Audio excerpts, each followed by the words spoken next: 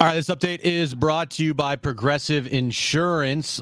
National championship game last night. Michigan beat Washington with their first national championship outright since 1948. Now we wait to see what Jim Harbaugh does. Does he stay at Michigan or does he go to the NFL? And tonight, the Aztecs back in action on the road as they take on San Jose State.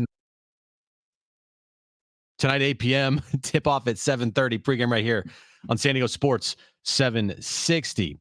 Progressive Commercial Insurance fixes to fit your business needs, from quick repairs to adjustable coverages and even payment options. Progressive Commercial makes it easy to get what you need. Quote today in as little as 6 minutes at progressivecommercial.com.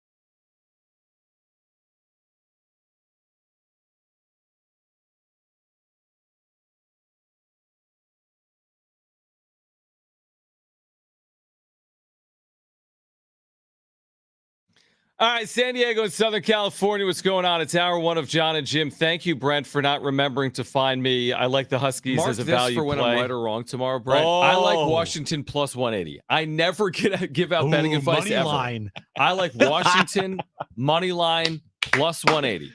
There's value there. They should not be a 5.5 point underdog. They haven't lost all year like Michigan. It should be a close game, like Jim just said. Why not take the value of plus 180 as opposed to the minus 210 Michigan Wolverines? That's how you produce. That's how you produce. Okay. When I was producing for Mark and Rich, I was having them potted up during commercial breaks. Okay. And like there were like FAA warnings going off during the show or whatever they're called, FCC, maybe not Federal Aviation. When you were producing, I think you knew what you were doing. I think I did. I don't know. I remember. You did, because you had a knowledge because you did it for years. Brent has like this percent. Honestly, I feel as if we blindfolded Brent, the show would operate. Yeah, I felt like that. It's at a certain point when I was doing that. Like I could have done it in my sleep. Everything I knew, where everything was. It was easy. You would get in trouble because you probably paid no attention. You don't even pay attention as a host. So I would imagine that Darren would be like, right, Jim? And you'd be like, yes, I love pizza. And he'd be like, I'm talking about like the Detroit Lions. There were a couple times, yes. Right? Darren was talking about something and he looks at me and I chimed in with something that was completely different than what he was talking about. Sometimes you'd even be honest. You'd be like, I have to tell you something. I have no idea what you're talking about. Yeah. Anyway, I want to start here because I was dead wrong on Washington. We hoped for a good game. For a moment, it kind of was. They had the ball in a one-possession game 3 times in the second half and did nothing. 17-10. I was kind of wrong on the game. I mentioned that in big games when Jim Harbaugh's the coach, there's always something wonky that happens. Well, that's what I wanted to know. You tweeted out after the game. Now, again, you tweet a lot. I wanted to find the exact tweet. I think it was Harbaugh is a legend or Harbaugh a legend. Harbaugh a legend. Harbaugh a legend is what you tweeted right after the game went final. Now, you also yesterday were highly critical of him in big games. So how did he go from being criticized in big games to a legend in one game? Because he completed his task. He did what he has never done, which was win the biggest game of them all. So one title though. Yeah. And that's a legend. So like Gene Chizik, who won a title with Auburn. It's not just about what he did at Michigan. Peterson with the Eagles. Eagles. Not just about what he did at Michigan. It's what he did at Stanford. It's what he did here in San Diego. It's also what he did with the 49ers and now with Michigan. I think it's an interesting talking point. 70470 started with team. All right, 777-767-4760. Do you see Jim Harbaugh as a legend? I mean, there's a lot of questions even about this national championship. This thing hasn't even been fully litigated by the NCAA. he's part of one of the largest sign stealing scandals in the history of sports, potentially. Now, we don't know what comes of that. I don't know if this will be vacated or not, but he missed 6 games this year. Jim Harbaugh, a legend with 1 title with Michigan after the decade-long run he's been there. Maybe. He's been very successful. I agree with you. But to me, you can't put him in the same category as like other college football, the Dabos I never said that. But I'm saying a legend is I don't see him as a legend. Okay. I don't see Jim Harbaugh as a legend because he had 1 national championship team at Michigan. See, it's weird because I agree and I disagree. I think that there is the legend of Jim Harbaugh, but I don't think he is a legend, if that makes any sense. Hey, if you go to Ann Arbor, that dude will get a statue. Yeah, I mean, he also played there and was a really good player. And won a national championship. First one outright since 1948. That, to me... I mean, they won one in 1997. That was split. But that's because there wasn't a playoff. I know, but it wasn't like... Who won the national title with them, Florida State, in 97? I have no idea. But the other team can say that, hey, we won the national championship that year, too. Let me just throw out names for you then. Like Jim Tressel, Ohio State legend. No, you're not understanding what I'm saying. No, I'm fully understanding. Jim Tressel won everywhere. Jim Tressel never went to the NFL, and he never went to a Super Bowl. He never took multiple places that he went to and lifted them up to the highest potential that they could get to. Nebraska. No, who was in Nebraska? That's who they tied with. Oh, okay. Oh, that makes sense. Yeah. No, I'm saying I didn't even do the research on this because I was fully prepared to argue your point without doing any research, because I don't think winning 1 national title makes you a legend. But I see what you're saying. You're coupling it with his coaching career, which is I would just say it's a really, really good coaching career, but I wouldn't have considered it outstanding until last night.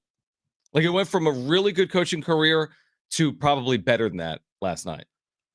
Last night was the cherry on the top. He needed to win a championship. Either he needed to win a Super Bowl in the NFL or he needed to win a national championship in college. One or the other.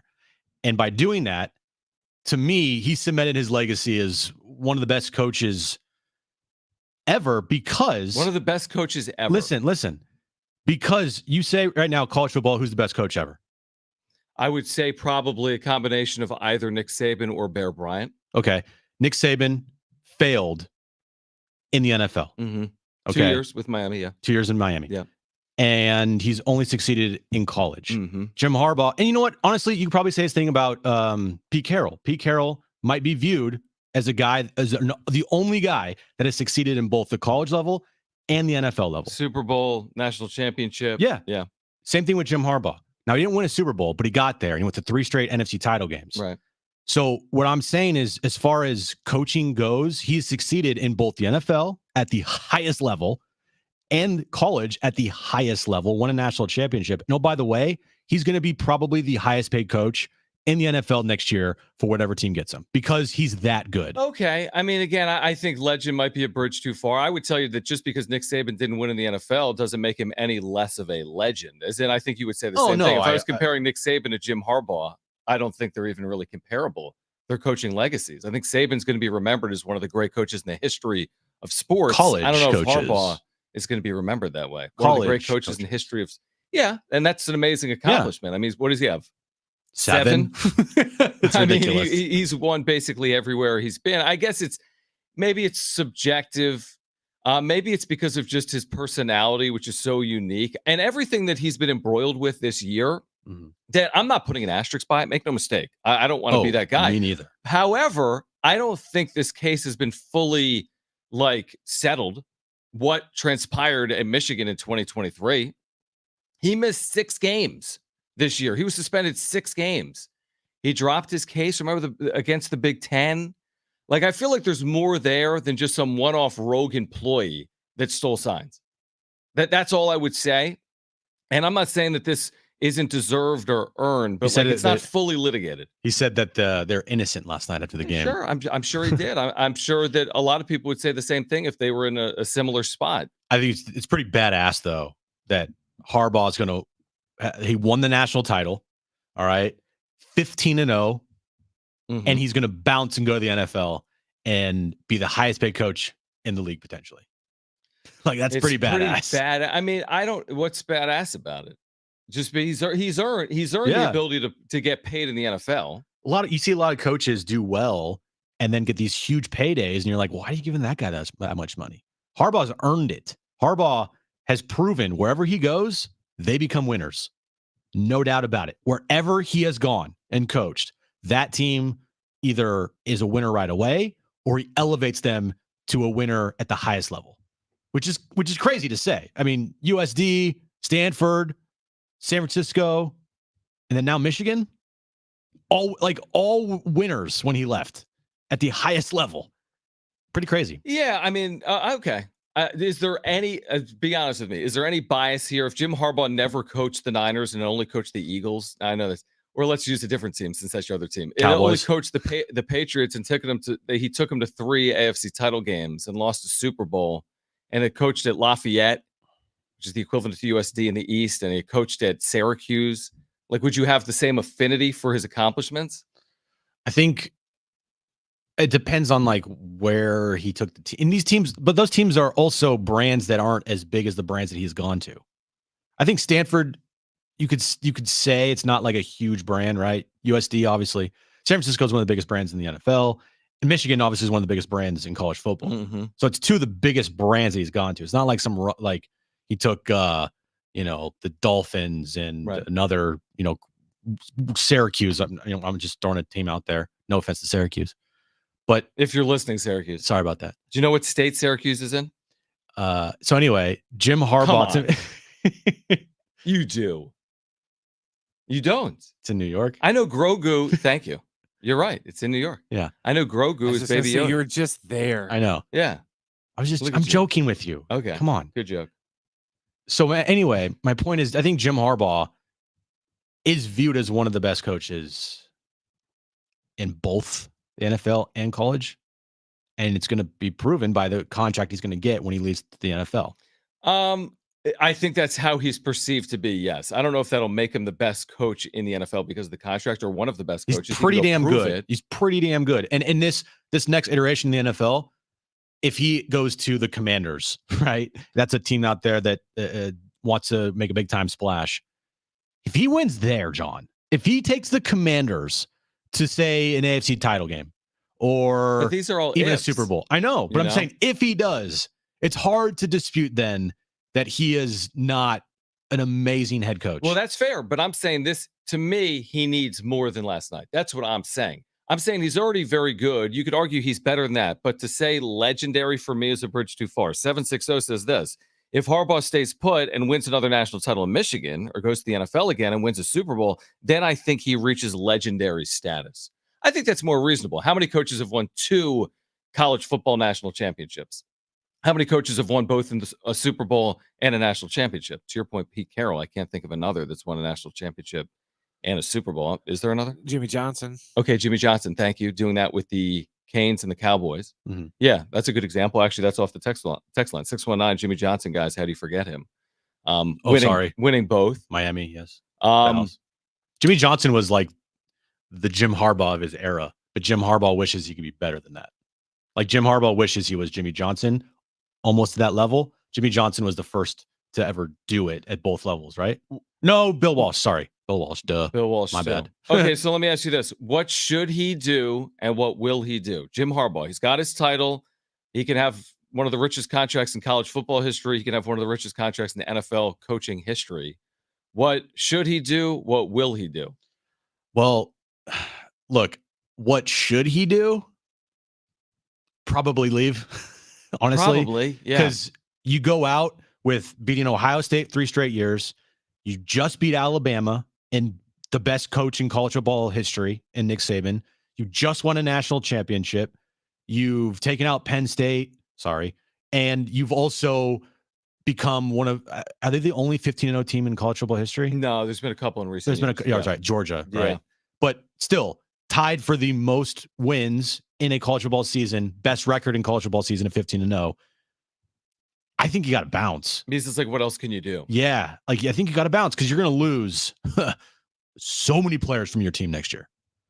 So if it were me, if I were Jim Harbaugh, I would be very calculated in this going to the NFL. I just wouldn't like the Commanders, does that look like a fit to you? Absolutely not. Does the Chargers look like a fit to you? Maybe because of quarterback. I really think I said it yesterday. The Bears seem like the perfect fit for Jim Harbaugh. High picks. You can go hand groom your quarterback for the future. Yeah. Chicago Rookie played contract there. for a quarterback. That's like he thrives in that type of atmosphere. Michigan, it's just like that atmosphere I think would be best for Jim Harbaugh. It fits. It looks right. They have the high draft picks. I think they have a pretty competent GM, Brent. I mean, some moves that he's made this year were pretty competent. DJ Moore, Sweat. I think in Chicago makes the right fit for Jim Harbaugh.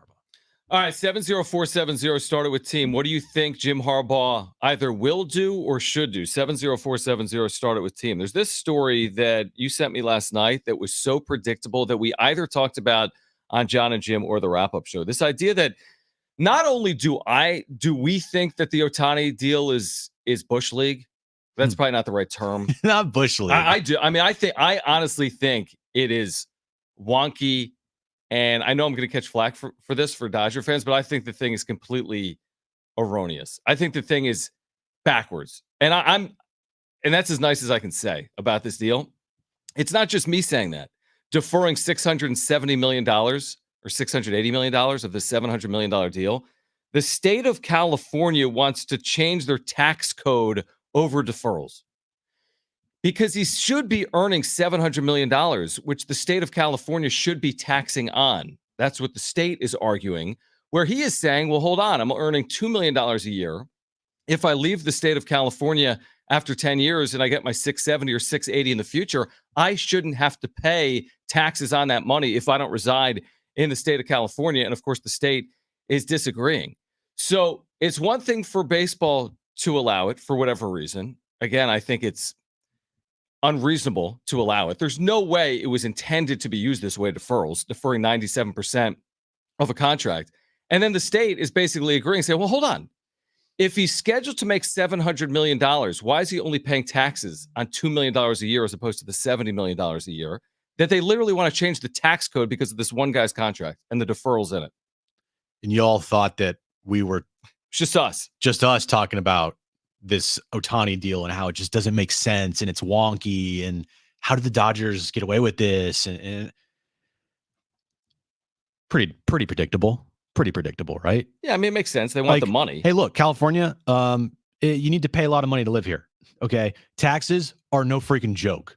And if one dude who's going to get $680 million in 10 years is going to peace out and go back to Japan or Miami or wherever he's going to live, it's not California, and not be taxed on that. Yeah, you don't think the state's going to be like, no, you can't do that. That's not how this thing works, because absolutely they will. And that's like what it looks like they're trying to do. Right. It's like the Dodgers benefit in the CBT threshold, right? Because they're only being taxed at what? Like, was it 45 million of the 70 million per year? What was the final number? Remember, it's like impacting them against the tax, the CBT at 47 million. Yeah, 46, 47. All right, not 70. And then, according to the state, he has the potential to save $100 million in state tax via deferral. Nice. So, like, good for him, bro. I'm glad that the Dodgers get the tax break, and I'm glad that Shohei Ohtani gets the tax break. Who's ever said that? Who's ever said that? You and I are out here. Our listeners are out there fixing cars and painting houses and driving their whole day, trying to put food on the table, paying taxes. But Shohei Ohtani gets to avoid $100 million because of deferral. And the Dodgers don't have to pay the full CBT amount because they deferred some of the $700 million. Because this is what he wanted. This was Ohtani's decision. Give me a break. It's not right. I don't care what anyone says. It's not right. I'm not saying it's illegal. It's not right. And it's an imbalance, and it's not good for the sport. Forget about the tax code. It's not good for the sport to defer that much money.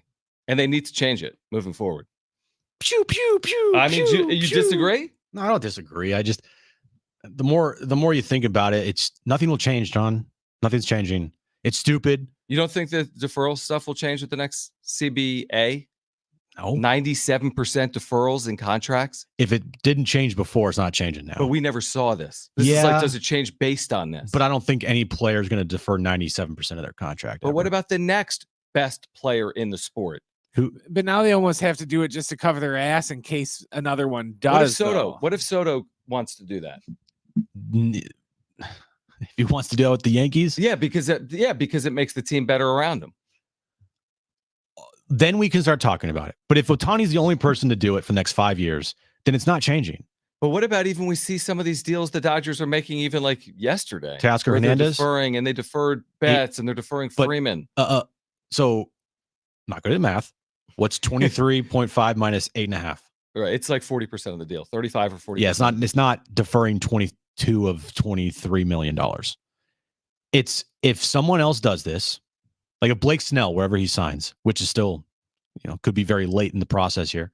Wherever Blake Snell signs this offseason, if he defers 97% of his contract, then I can start saying, yeah, other players are following Ohtani's lead, and it's going to become an issue for the sport. Isn't it kind of like bowl game opt-outs? Once you had an opt-out, maybe it was Christian McCaffrey, and then all of a sudden there were 2 opt-outs, and then 4, 8, 16. You get my point. Isn't this now opening the Pandora's box of, hey, I'm one of the wealthiest people in all of sports, so I don't need my $500 million today. I'll take $100 million now and $400 million later to make my team better. That's only separating the haves from the have-nots, is it not? When the Yankees get to defer, doesn't that put them even in further away from teams like Kansas City and Pittsburgh and Colorado and potentially even San Diego? Yeah, it does. And it makes the teams in a situation where they're looking at it and they're like, we never can do that. We never can defer and pay someone $100+ million for a 10-year window in 10 years. Right. Like the A's are never going to sign anybody. And I mean, they did defer like $1 million. That was a huge chunk change for them. But Machado, he's not, how much did he defer? Did he defer anything? I don't know the answer to that. I don't think they have much deferral anywhere. Xander, is there anything deferred for Xander? Not that I know of. Tatis, is anything deferred for Tatis? Not that I know of. Musgrove, Darvish? Yeah. Now maybe players are looking at what Ohtani did and be like, maybe should have done that. Or probably the more logical thing is they want the money. Yeah. Which is completely understandable. And I don't want to defer my Yeah, I would not blame them at all, because Ohtani is a one of one where he can make $50 million off endorsements a year and not worry about making his main money off of his salary per season. What do you guys think? I mean, is this the first in a series of deferrals with the stars in baseball? Or does this need to be rectified before this becomes a theme? If this happens with Juan Soto and or Blake Snell and or Yamamoto, I don't know if Yamamoto deferred. Did we talk about that yesterday? We said he didn't. There was no deferrals. Okay. On the other side, speaking of baseball and the Padres, the Padres have made a change in their TV booth. We'll tell you about it and why on the other side. Plus, on today's show, over the next couple of hours, Mark Ziegler will get us ready for tonight, San Diego State and San Jose State from Northern California. Mark's on the show at 5:30. Jared Tolver didn't have service yesterday. He'll join us today at 4 p.m. talking about the national championship game. We'll talk some Aztec football as well. He'll join us at 4 p.m. Stay with us on Jon and Jim.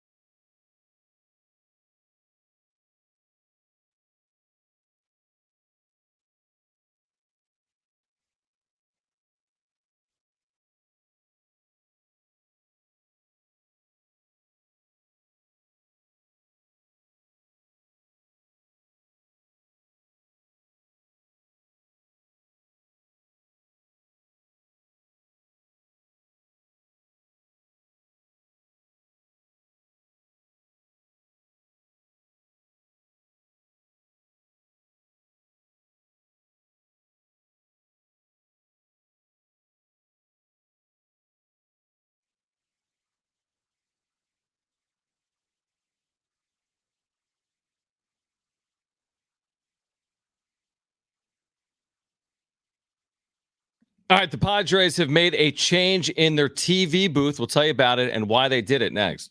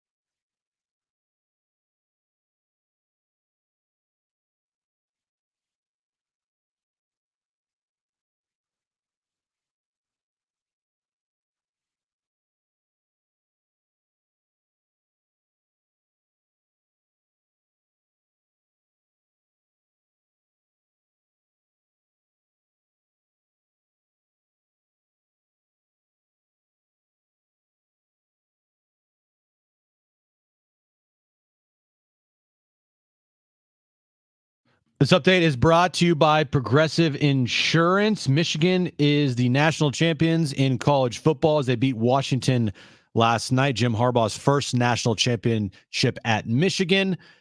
We'll now wait and see if he goes to the NFL or if he stays in college football. And the Aztecs take on San Jose State tonight, 8 p.m. tip-off, 7:30 pregame starts right here on San Diego Sports 760. Progressive Commercial Insurance flexes to fit your business needs, from quick repairs to adjustable coverages and even payment options. Progressive Commercial makes it easy to get what you need. Quote today in as little as 6 minutes at progressivecommercial.com. All right, so you may have heard Darren talk about it. You may have read Bryce Miller in the UT today. Mark Sweeney is out on Padres broadcast, did a number of different roles on Padres broadcast over the years, whether it was pre and post, fill-in, color commentary, recently for Don Orsillo. But he is out after over a decade run working with the Padres. Now, this stuff does happen. Media, we work in it. Yeah. It's a unique time. There are challenges. It is not easy. I mean, it really isn't. Like, it's fickle. I think all of that is reasonable. He also, I think, a lot like maybe me and Jim can be, and I think a lot of Padres fans appreciate it. Maybe not all, but he was unbiased and he was critical, but he was reasonable and fair. I don't think he took it outside the white lines. He was critical of the way the team plays. Same way me and Jim are critical at times of the way the Padres play or the decisions they make with some of their transactions. But Mark Sweeney is out. Does your mind immediately go to, well, it's media, things happen, they're no longer on Bally Sports San Diego? Or is it because of his critical nature and tone at times with the team that made him potentially expendable? I would really hope that this move isn't about that. Because if it is, then that's a joke. But when you saw the move, you had to think about it, did you not? Honestly, no, I didn't think about it. I did. But now I am thinking about it because of you. Yeah, okay, interesting. But I really hope that wasn't the case. Okay. Because if it was, that's a joke for the team. Second, I think with the bankruptcy of Bally, no Bally anymore, and the reduction of the pregame show and the postgame show to be about like 15 minutes. There's no set stage. There's no like everything was run by the Padres and everything was very short and condensed. Like the postgame shows and the pregame shows, it was just, I mean, they put it there, right? But it wasn't like a true pre and postgame show because it was so quick. And I'm sure if you asked them, they're like, we got in and out. 15 minutes, that is fast. And let me ask you this. Why? I mean, I would think there's a sales mechanism in pre and post where you can create revenue. The typical like college basketball game, we have them all the time. Could have 30, 60, college football, 60, 90, 2-hour pregames. What is the rush? You're talking about one of 30 major league teams with 3 million plus fans in the building, highly marketable and successful in recent years, very relevant to San Diegans.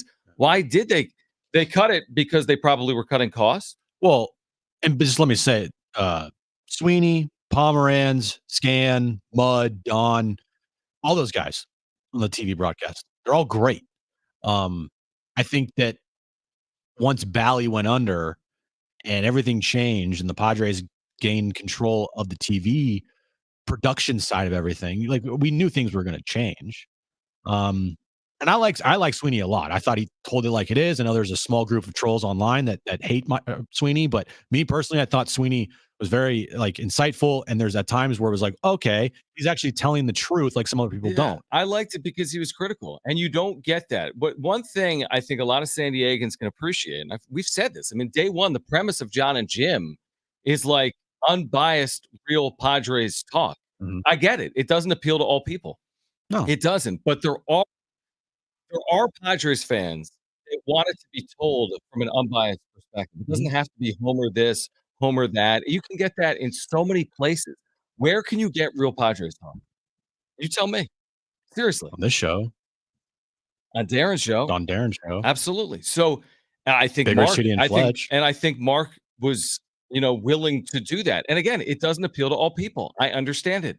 That absolutely, you can rub people the wrong way by providing fair criticism. Yeah.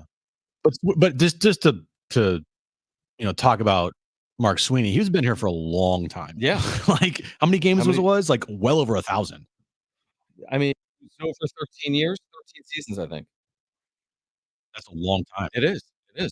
And all the best to Marks wherever he goes. He said in the article that he'll probably land on his feet pretty quickly because he was doing the Fox National pre-games, something like filling in there, and he's done color for the TV side, and I think he might have been on radio a couple times before. But it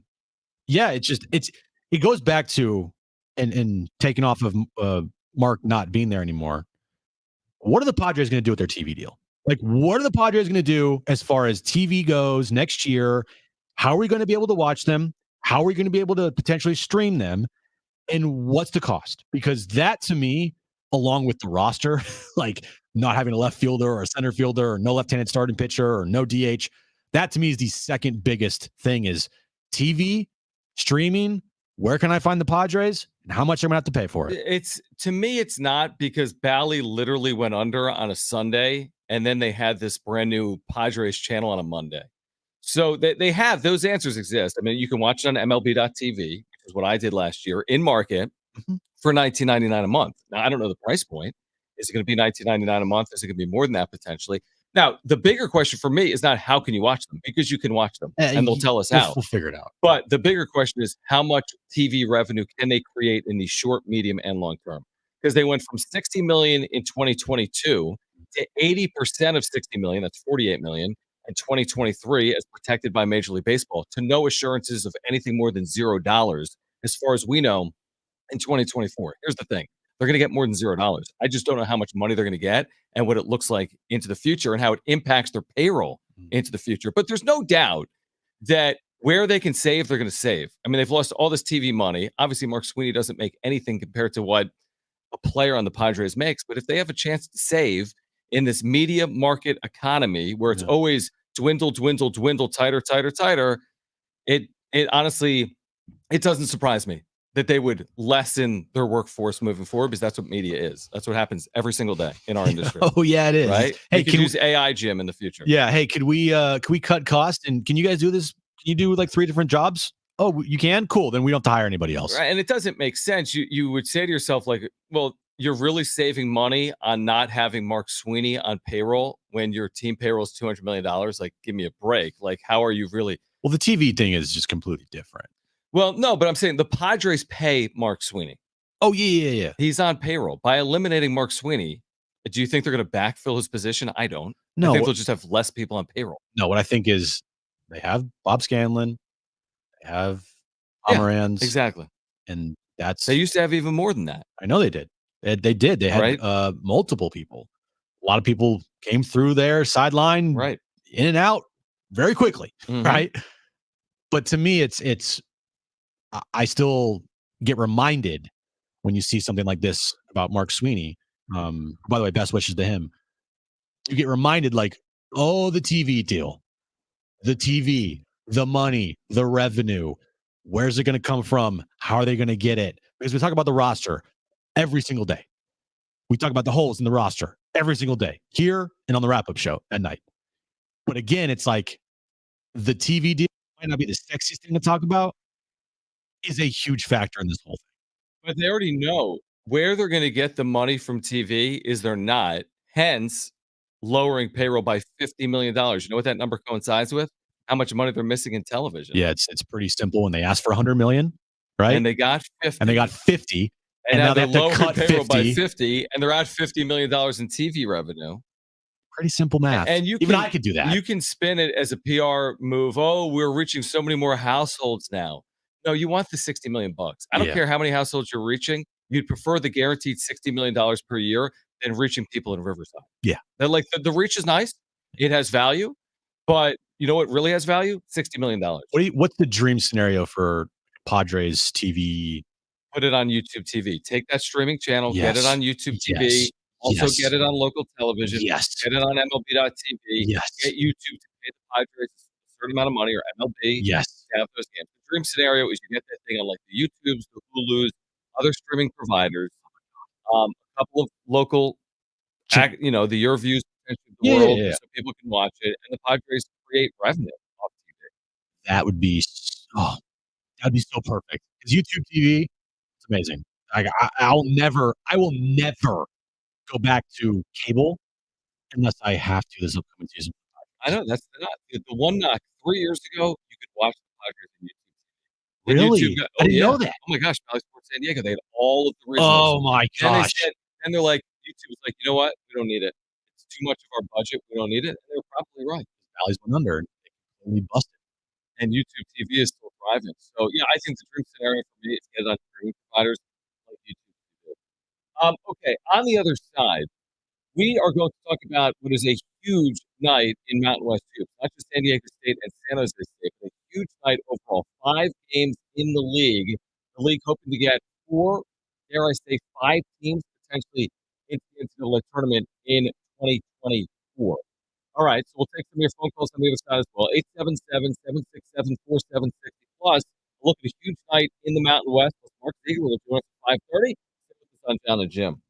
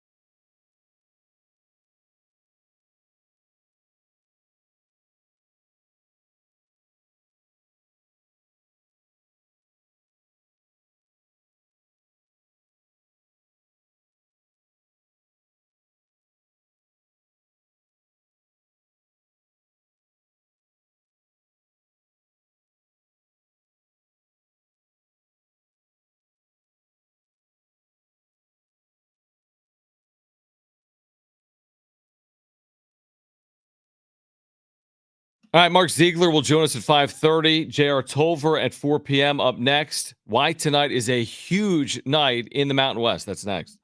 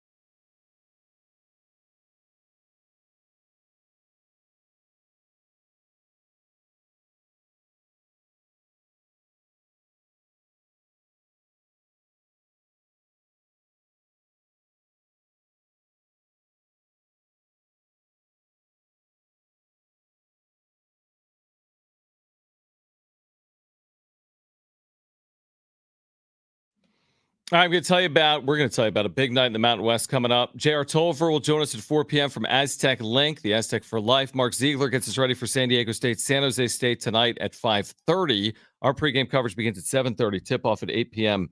in Northern California. Before we do that, let's go to the phones. If you want to weigh in on the Padres TV deal, 877, or them letting go of Mark Sweeney, 877-767-4760. Again, 877-767-4760. Dave, you're on with Jon and Jim. Thanks for calling, man.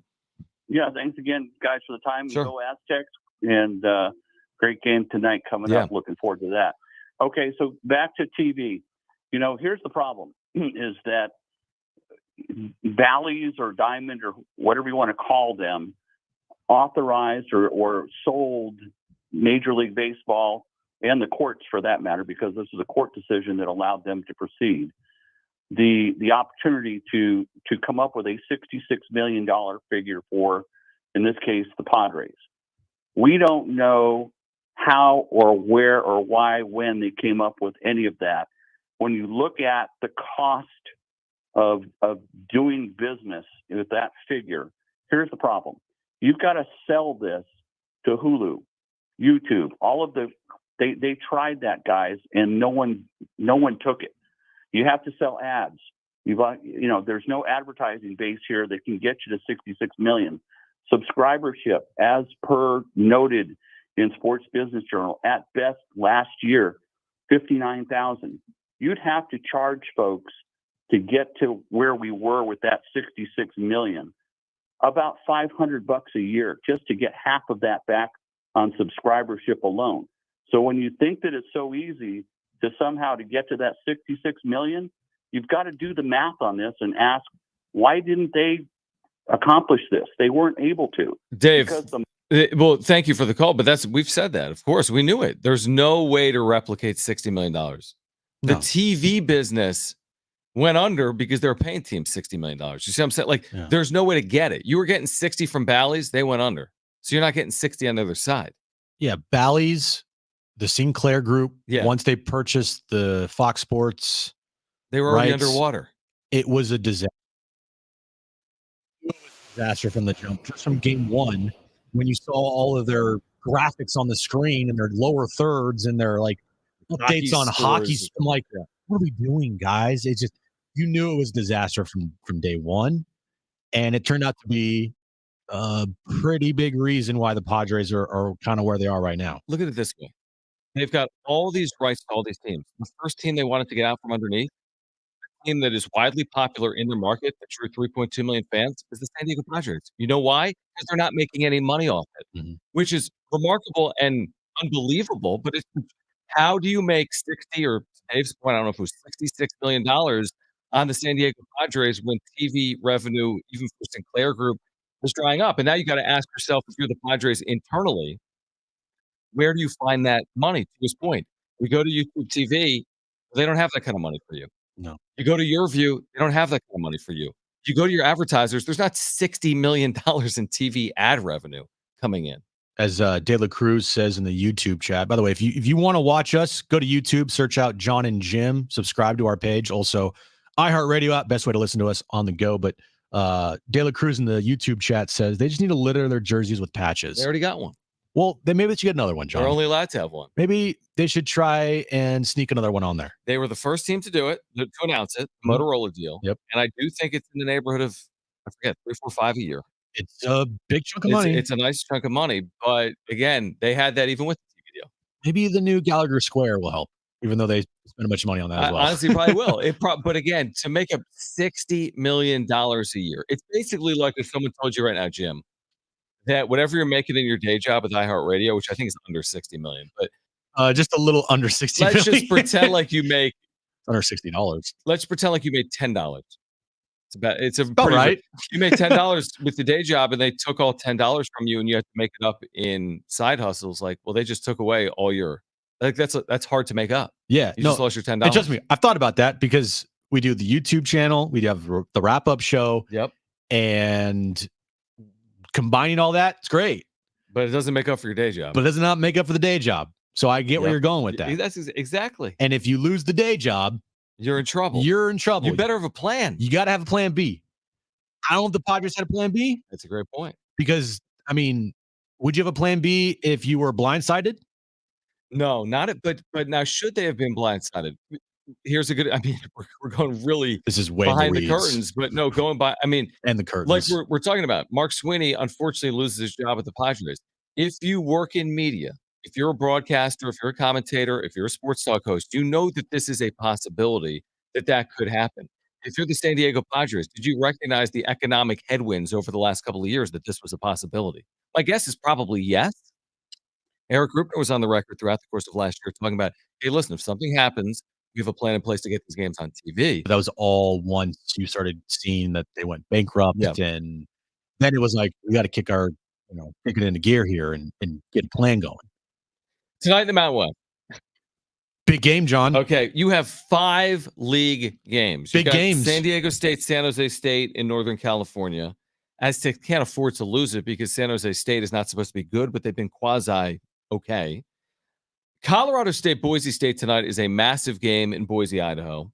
Okay, and Boise could get into the bubble conversation with a win. You've got New Mexico UNLV tonight, which is a massive game in the league, specifically for New Mexico, trying to build their at-large resume. You have 2 other games. Utah State is 20th in the country now. They're at home against Wyoming. Nevada is 14-1 and at home tonight against Air Force. For the league to continue on the trajectory of getting 4 or more teams into the tournament. Who needs to win tonight? Exactly. You want San Diego State. I would argue Boise State to beat Colorado State in Boise. So then it makes Boise State. Lifts Boise them State. up. I think Colorado State's still fine, although that would be their second straight loss. You want Utah State to win at home. They're top 20. You want Nevada to beat Air Force. And you want, I guess, New Mexico to win at UNLV. I don't know if you're going to get all those results, though. This is going to be hard, is my point. We keep saying, you get 5 teams in the NCAA tournament until you realize the math on it. See, you're different than me. Okay. Well, I care about one game tonight. Right. Me too. I will take all 4. I don't care about the results if we get the right result with San Diego State. Because to me, I'm focused on what the Aztecs are doing. I'm focused on their quest for another run at a Final Four. I am too. And it would be cool to see the conference that they're in get 5 teams into the tournament because that means that this conference was really good, and that means probably the Aztecs are really good. But at the same time, if it just was one team from the Mountain West, it was just the Aztecs, I'm cool with that. that's fine with me too. I know. I agree with you. Your point's valid. I'd like to see more than that. I think financially it benefits all parties, including San Diego State, other teams getting in. But your point's valid. I agree. And what it will do with 5 teams potentially in the Mountain West is this, hopefully, and it should get this team ready for tournament time. Because if you're in a bad conference and you're just beating the crap out of everybody, and then you get to the tournament and the first team you play is like, I don't know, Syracuse or something, you know what I mean? Like when they were a 5-12 matchup, and Syracuse 6-11, close. Syracuse just blew them out the building. Then you're like, whoa, what happened there? And I don't know what the Mountain West Conference was like that year at all. But my point is, you want to get battled, tested, and ready for the tournament, and it's a good thing if your conference is really good because hopefully that's the case. You're 100% right. I completely agree, and I'm with you. I don't care Wait, what happens tonight. I know. I don't care what happens tonight, other than San Diego State winning at San Jose State. We'll talk some Aztecs football with J.R. Tolver, the Aztec for life. On the other side, his thoughts on Michigan over Washington last night. What's next for Jim Harbaugh as well. Plus, Mark Ziegler from the UT. He will join the show coming up at 5:30. It's hour 2 of Jon and Jim, and it's next.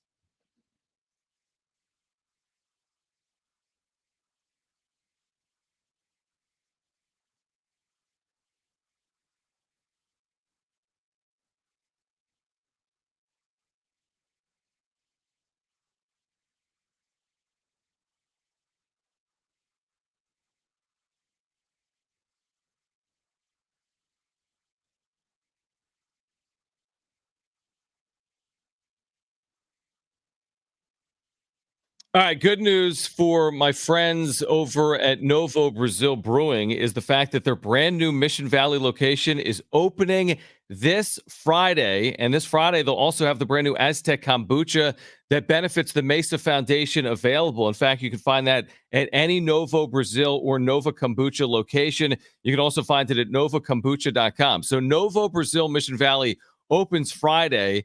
And everyone is invited this weekend. They'll have a watch party for San Diego State basketball Saturday, that huge game at the Pit in New Mexico on Saturday morning. Get to Novo Brazil, Mission Valley, watch the Aztecs, enjoy the brand new Aztec Kombucha as well. Again, they're a proud supporter of the Mesa Foundation Collective, and a portion of all sales of the brand new Aztec Kombucha goes to that collective, which benefits San Diego State Aztec men's basketball players.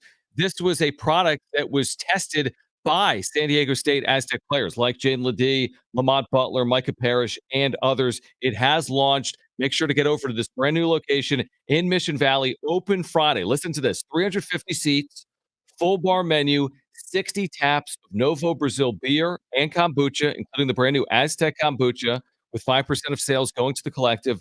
Seltzers, they've got wonderful food offerings. I've been to a number of their locations, including Otay Ranch. Sandwiches, tacos, burgers, empanadas, appetizers, Brazilian-inspired entrees, and more.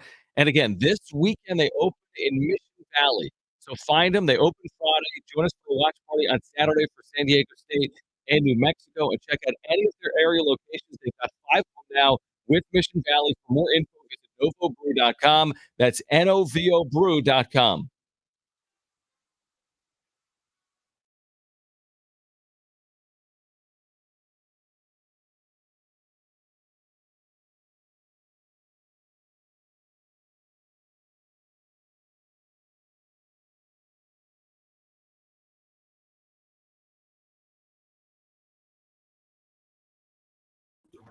JD Gaucho, sorry, by the way, for missing your super yesterday. Our bad.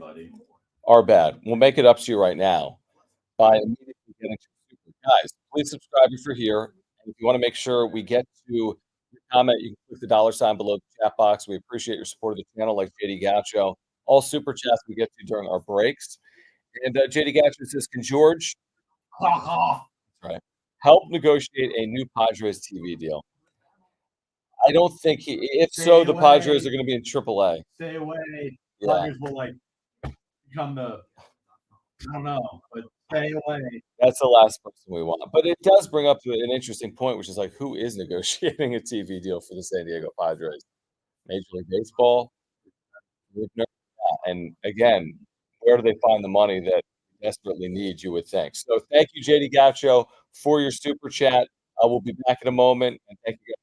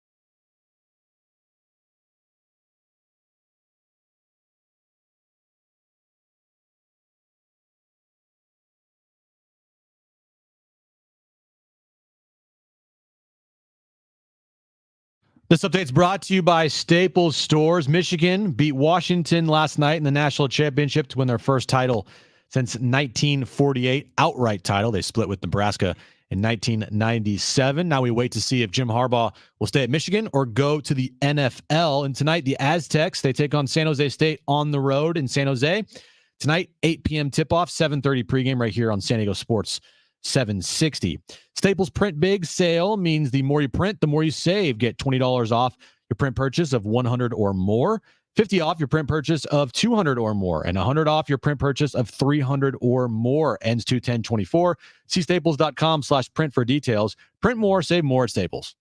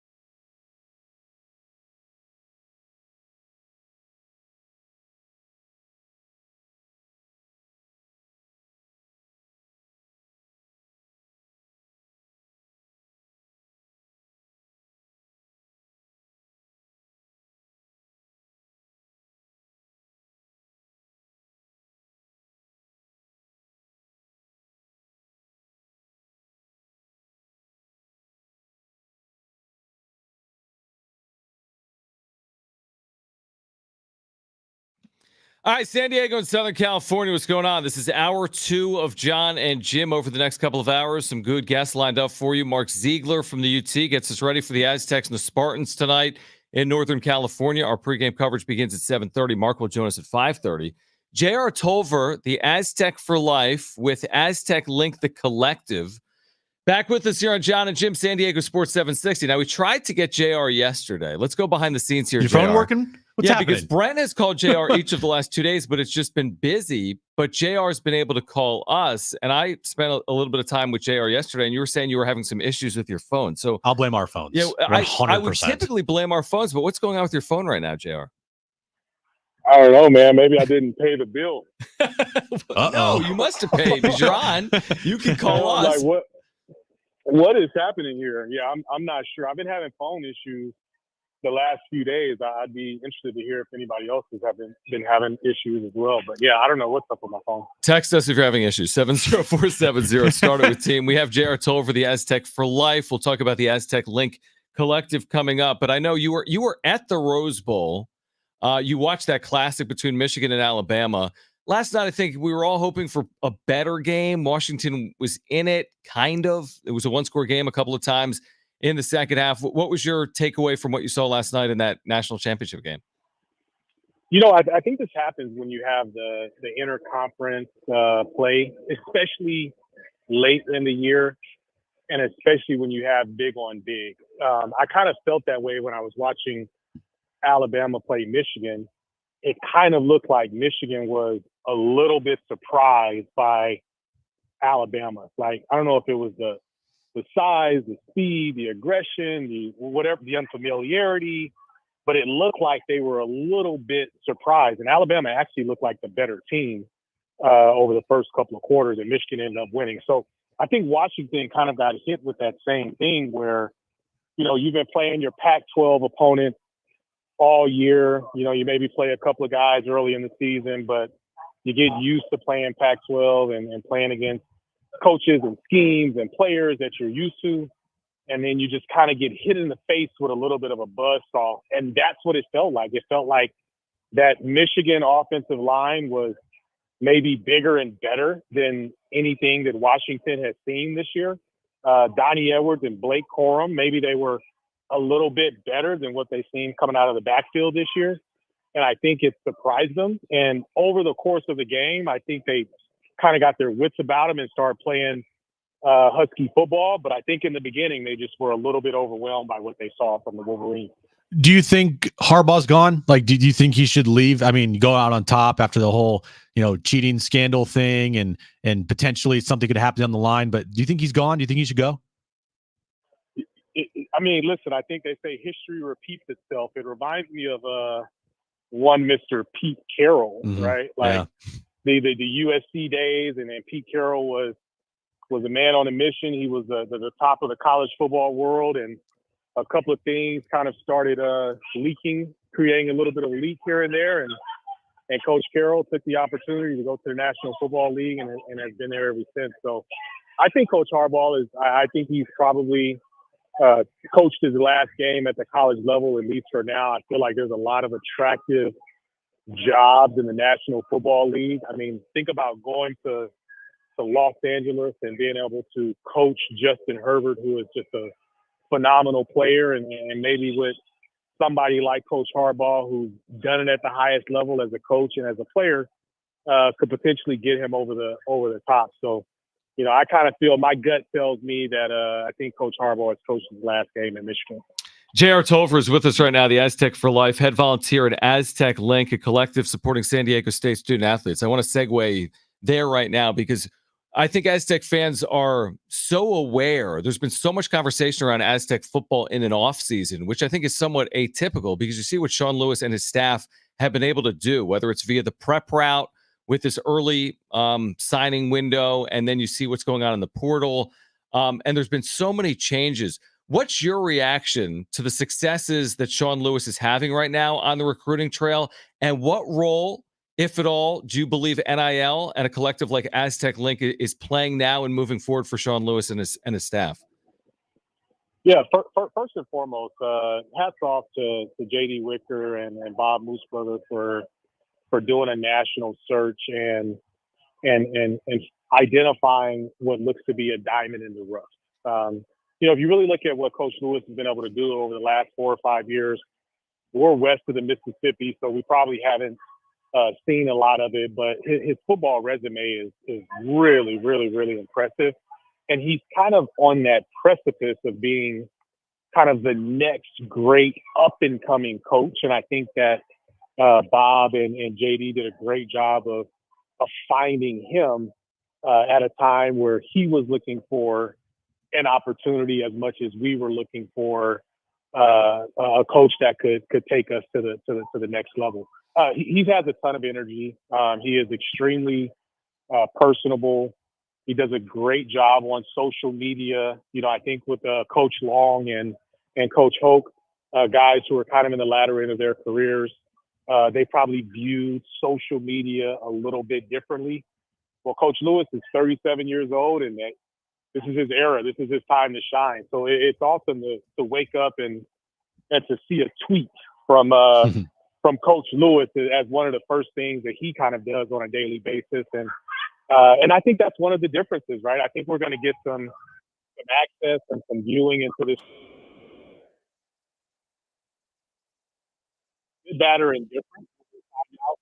What that is, but yeah, I think he's bringing a kind of a 180 perspective, not only on the field in terms of how he runs his offense, but I think off the field in terms of not only how he recruits, but how he markets the team and shares the team with the fans. Of the recruiting class right now, JR, including the transfers, it's fine if you don't have a player that maybe stand out to you, or maybe you do, but what position group of the transfers and the recruits that he has brought in so far that excites you the most? I think it's the quarterback position. AJ Duffy, Danny O'Neal are joining a room that has Cal Crum in it already. I think that position is a position that we've been wanting to see more out of. I think Coach Hogue did a good job of recruiting that room, and Coach Lewis is extending that job. But now they have a system that will put the quarterbacks front and center. And so when you look and see the type of quarterbacks he's been able to sign, a Florida State transfer out of Inland Empire and AJ Duffy and Danny O'Neal, the all-world Elite 11 quarterback out of Indianapolis, I think you now have a room where you're going to get really, really good competition, and whoever wins that job is going to be in a position to shine. Be able to shine like Billy Blanton did back in the day when he was throwing the football to Oz Hakeem and Will Blackwell, or like Ryan Lindley when he was, throwing the football to DeMarco Sampson and VJ Vincent Brown. So I think what you're going to see is that quarterback position with that person, and that's going to allow the skill players. Keenan Christian, I'm really excited for Keenan. Keenan has world-class speed, and it kind of felt like he was never really in a position to impact and affect the game. I think what Coach Lewis has done offensively, and then again, bringing in quarterback, putting them in a system that can take off your running back, usually J.R. Tolver's with us right now. I think some people are still trying to fully understand the importance of NIL on college athletics. You are the head volunteer at Aztec Link, which is at azteclink.com. There are a number of ways for people to support. I mean, there are, whether it's a small monthly donation, whether it's through the Butler at the Buzzer program or collectible. That's just a phenomenal piece, that limited edition piece of Lamont Butler at the Final Four against FAU, with proceeds of that benefiting Aztec Link and Lamont Butler's NIL. So I guess it's a twofold question. For those that want to support San Diego State student athletes, how can they do it? And for those that are still interested in that Butler collectible, are they still able to grab it? Yeah, absolutely. I mean, we built Aztec Link first and foremost for the student athletes. Name, image, and likeness is legislation that is designed to make sure that the student athletes can now benefit from the value that they provide to the community. So first and foremost, it was built for the student athletes and with the student athletes in mind. As a former student athlete myself, kind of turned, pro athlete and businessman, this is something that was really, really, really important for me because this is something that I didn't have the opportunity to do. So with that kind of being said, the goal was to create a platform where through their name, like student athletes could monetize. I think student athletes, four-time athletes, now they have this opportunity to be a little bit of a part-time CEO, if you will, and they can make money through camps. They can do it through collectibles. They can do it through appearances. I mean, there's no restrictions on how these student athletes can make money. And Aztec Link is really kind of designed to help them safely facilitate and pursue those options. So if you go to azteclink.com and you're a fan and you want to support the mission of student athletes pursuing their NIL, we have a subscription level for everybody. We're using the fans and giving fans unique experiences. Again, all in an effort to support the student athletes. And we have right now the one thing that we're doing specifically for a player, which is Vermont Butler, who, I like to say he's given San Diego the best moment in San Diego sports history by making that basket against FAU last Final Four. And he has a unique opportunity to take that moment and share it with San Diegans and Aztec fans across the country. So butleratthebuzzer.com, you can go there and grab a unique piece of Aztec history. It's, we've done a great job moving those pieces, and over half of them have been sold at this point, and when they're gone, they're gone. So if you're an Aztec fan and that moment meant something to you, we encourage you to go pick up that piece of Aztec history, knowing that you'll get a chance to have that moment forever and also support Lamont Butler and the other student athletes at San Diego State from an NIL perspective. It's a phenomenal piece. You can take that from me, pick mine up from you yesterday. It is phenomenal. It'll be hanging on my wall for, generations, because I'm going to pass it down to Jones. I'm going to make Jones pass it down to whoever his kids are. I took a little secret picture of you, so you know, picking it up, and I'm going to post it on Twitter. You looked like a little kid. I was a kid in a candy store, man. It's a phenomenal piece. It looks better. I'll put it on Twitter, and I'd love to hear Jim's reaction. I love it. Boy, I love it. All right, butleratthebuzzer.com, azteclink.com. JR Tolver. JR, great to catch up, man. Thanks for doing it today. We'll do it again soon. Absolutely. Talk soon, fella. Thank you. Okay, so JR Tolver. Switching back to baseball for a moment during our conversation, some developing news because Shota Imanaga, who is a 30-year-old left-hander and is highly sought after, has reportedly signed with the Chicago Cubs. Was he it was obviously Yamamoto was number one, but was Shoto number two? He's like starting pitchers. Starting pitching, yeah, because he's a guy, now he's 30 and he's not big. He's a 5'10 lefty. Yeah. Okay, so you worry about endurance. He's made 24, 25 starts by and large the last couple of years, but his numbers have been filthy. He's like a 2.5 ERA, right? 24, 25 starts, 150, 160 innings. See, Brent, there you go. You signed somebody. Now, that could be a significant, it's a significant signing, but it takes another starting pitcher off the board. Now, the San Francisco Giants were reportedly very interested. They miss out on another player. Padres were never tied to Imanaga. They were never going to spend this type of money, but it's another starting pitcher going elsewhere, coming to the National League, and just a state of affairs right now for the Padres. They're not in these conversations. They're not going to be. You would think players from overseas, either in the KBO or in Japan, would be more realistic because the prices might not be as high unless you're Yamamoto. Right. But other than that, nothing. Nada. Zip. Zilch. Nobody. Right. And it's a scary thought. It really is. Like, how are they going to do this? We ask it every day. How are they going to fill out the rest of this roster? If it's not going to be through signing players to the free agent market, then how, are you guys going to trade some prospects to get some major league talent that's actually worth a damn in here or not? Because if you're not willing to trade, we've heard from Kyle Glazer, if you're not willing to trade legit prospects, then you're not going to get legit major league talent in return. Yeah, and you may say, listen, they were never going to get Imanaga.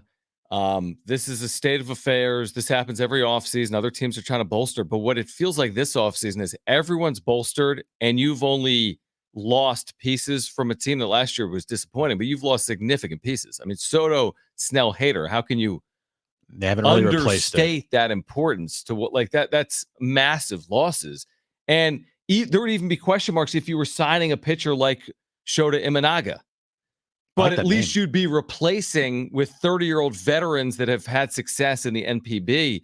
Now you've picked up a quote-unquote closer in Yuki Matsui, who said when meeting with the media this afternoon that he's not going to be guaranteed the closer's role. Obviously, we told you that when we saw his contract. You've picked up a pitcher out of Korea in Woo-Suk Go. But like this is not the same caliber of player. Now, maybe Matsui is. I think he's had very good numbers.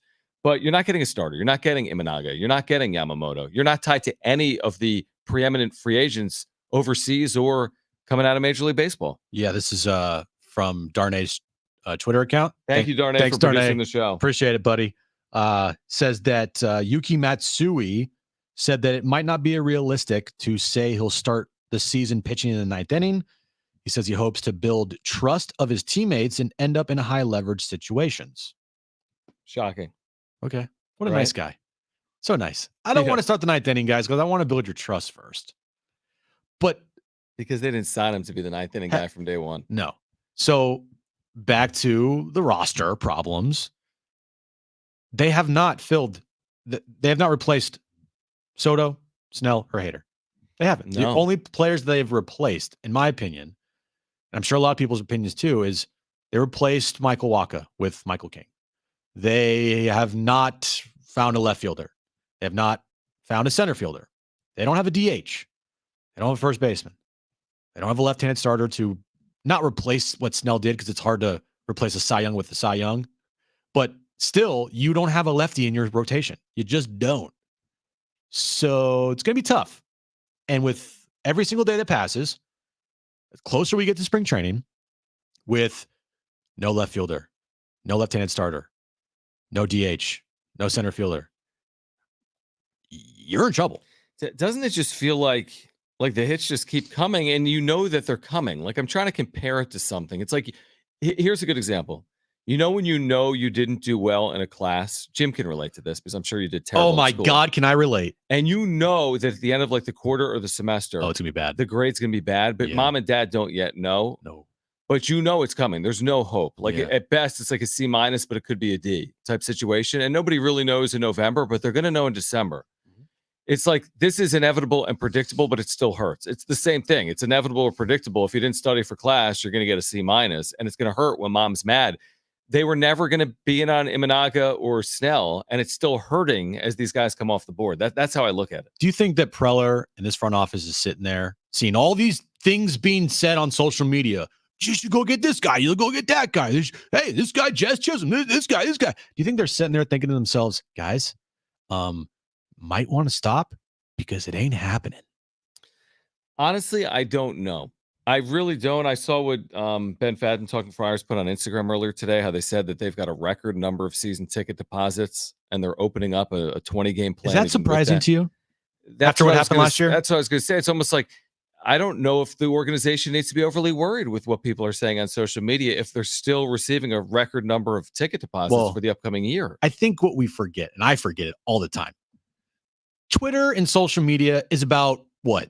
3% I've no of idea. actual real people. Right. I mean, it's true. such a fake, It's not everyone. stupid scene that it's not everybody. Sure. But I we, agree. but we say it all the time, like, oh, everybody's talking about this. And it's like 10 people, right? It's not the real world. I agree with that. It's not everybody. It's not. And But with so- sports, I tend to think I think there's a lot of sports fans on social media. Oh, I think people love 100%. consuming it that way. 100. But you're I'm right. one of them. But there's a lot of people that have a Sunday plan to go see the Padres all year that are just there to take their 2 children and their wife to the game. And they don't care what about Padres lover Imanaga. 69 has to say on Yeah, social media. Right. That's exactly right. That's exactly right. Yeah. And they're more concerned about enjoying some entertainment on a Sunday afternoon with their family. Yeah, it's not real life. It really isn't. And it's No. hard. It's hard. It's weird for me to say that because I'm on it a lot, and it's a problem. But at the same No, you're time, right. it's It's so not- true. It's not real life, and it's not what everybody thinks, and it's not what people should base everything off of. And I have a hard time doing that. I admit it. But seeing the ticket prices that getting jacked up, and a lot of people on social media complaining about it. Yet we they see still have a today record number of season ticket holders. Yeah, exactly. There's probably a lot of people that are season ticket holders this upcoming season that aren't on social media And and really don't care. Yeah, I agree. All right, on the other side, we'll get to the wrap. Mark Ziegler from the UT will join us at 5:30. We'll preview San Diego State's tilt tonight at San Jose State. Stay with us on Jon and Jim.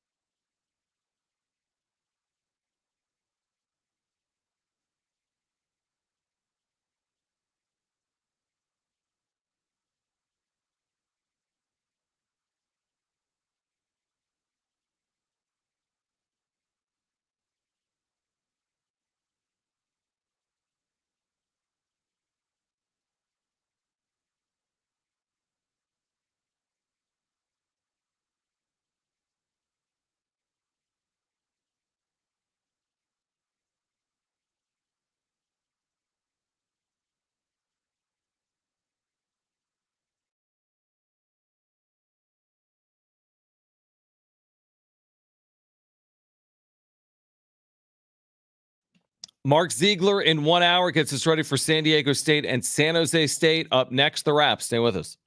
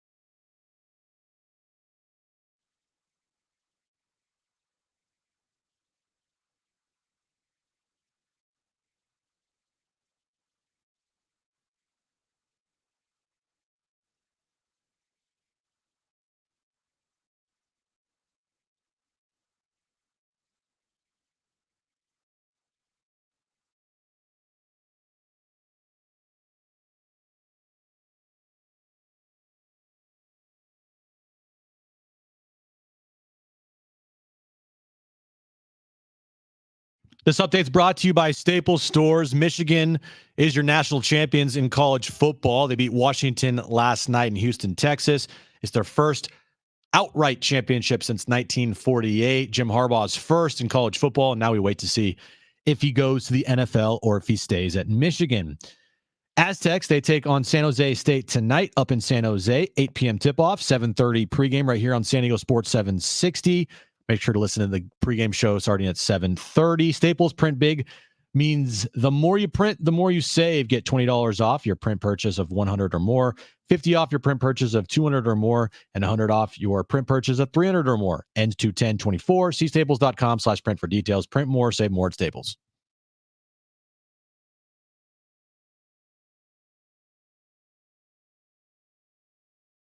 All right, back with you here on Jon and Jim. Mark Ziegler will join us in an hour. Yuki Matsui, we talked about it briefly there, introduced to the media this afternoon, saying Yu Darvish played a big factor in his decision to join the Padres, saying that he told A.J. Preller, or maybe A.J. Preller told him, he expects him to be a high leverage guy, but like you said, not necessarily a ninth inning guy from day one. And that's why when you go back to the Hader conversation, yeah, they may have a little more versatility. Is they'll have multiple pitchers now that potentially are filling his role. Who? But they don't have Josh Hader. Right. They don't. They don't. We can confirm that. No, we both can confirm that Josh Hader's not on this team. My sources are indicating to me he's not going to be Yes, there. my sources deep inside the Padres organization, Josh Hader, will not be on the Padres next season. Correct. What was your question? Who was, I'm blanking on his name. You were obsessed with him a couple years ago and he signed with the Cubs, outfielder. Oh. Out of the MPB? Yeah. Yeah, you know. Come on, dude. You were obsessed with him. I was so obsessed. You were like, he needs to be on Brett, the Padres. Come on. It was, Seiya Suzuki. Seiya Suzuki. You By the way, love Seiya Suzuki. 850 OPS last year. Oh, it must be nice. You know, as a 28-year-old. I mean, he missed like a month or two. So. Yeah.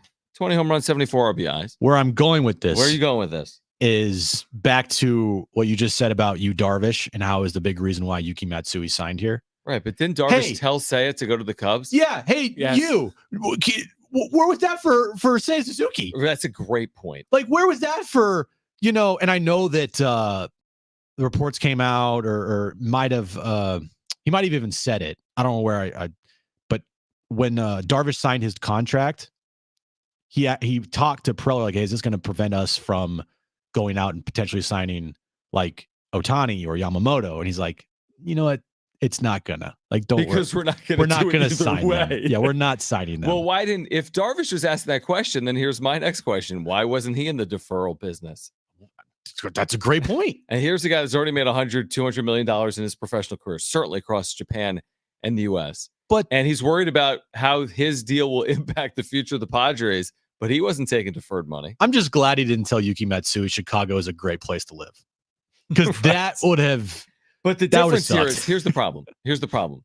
Of the Japanese players you were hoping the Padres would like end up with over the last couple of years, I don't know, Shohei Ohtani, Seiya Suzuki, Yamamoto, whomever else. Where was Yuki Matsui on this list? Jung-Hoo Lee of the KBO. Yeah, where was Yuki Matsui on this list? Again, nice player. I didn't even, honestly, we didn't know the name until we knew the name. Didn't even know he existed. Until it popped up onto our radar late in the process, we didn't know the name. Yeah, I had no clue Woo Suk Go even existed. Nobody knows anyone that's playing right now. I honestly thought it was a parody account when you sent me that tweet. You could not believe it. I was like, that's not a real name. Right. But it is a real name. Woo Suk Go San Diego Padres. Correct. So, yeah, I'm just glad that Darvish didn't, tell Matsui, yeah, Chicago's actually a better place, because he already did that with Seiya Suzuki. And then how that worked out. Mm-hmm.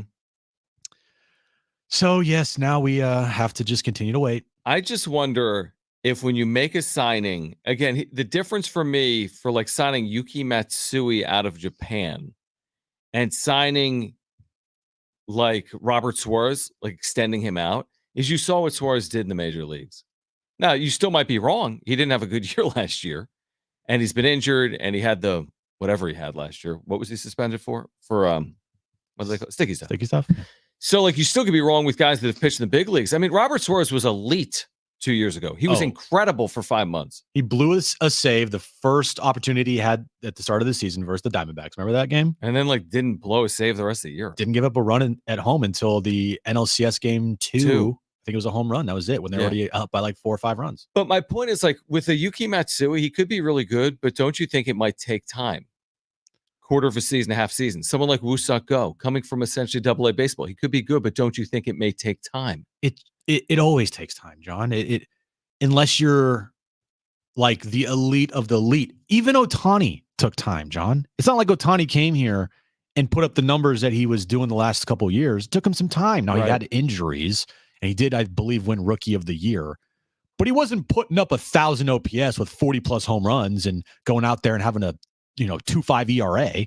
Okay, rookie year.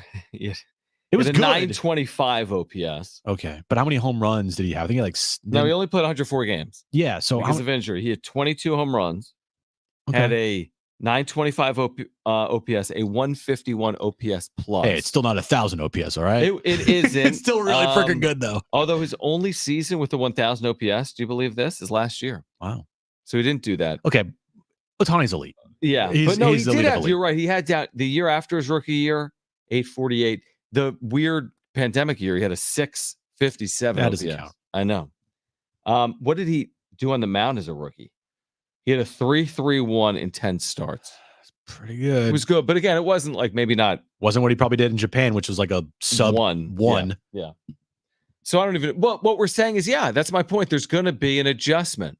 You go from guys that don't need adjustment, Snell, Hader, Soto, to guys that need to have. I mean, it's only fair to give these guys time. Now, I'm not saying you need to give them a year, but a month, a quarter of a season, a half season, it may be realistic. I don't know if every time Go is on the mound, he's going to be effective. Same thing with Matsui. It may take time, and that's probably why Matsui isn't going to be immediately thrown in to the closer's role, because there's an adjustment. Imagine that. Moving leagues, moving countries, all the factors that go into that. Hey, you're in Korea, game 1 versus the Dodgers. We're up 3-2 in the 9th inning. Here's the ball. Oh, here's the ball. And by the way, you got to go through Betts, Freeman, and Ohtani. Good luck. Yeah, that's exactly right. That's and that could very well happen. Eventually, at some point this season, that might be the case where whoever that plays the Dodgers, if they have a 3-2 lead in the bottom of the 9th inning or top of the 9th inning, you're going to have to face Betts, Freeman, and Ohtani in some different type of order. Yes. And you're going to need a lockdown closer to get through that. Can Robert Suarez be that guy? He's shown he can be a lockdown guy, but can he get back to that? We have no idea about Matsui and no idea about Go. All right, on the other side, I promise we will get to the wrap. Plus at 5:30, Mark Ziegler will join us from the UT. He'll get us ready for the Aztecs and the San Jose State Spartans tonight at 8 p.m. on San Diego Sports 760 with pregame coverage beginning at 7:30. We'll get to the wrap on the other side. We're with you until 6 p.m. Stay with us on Jon and Jim.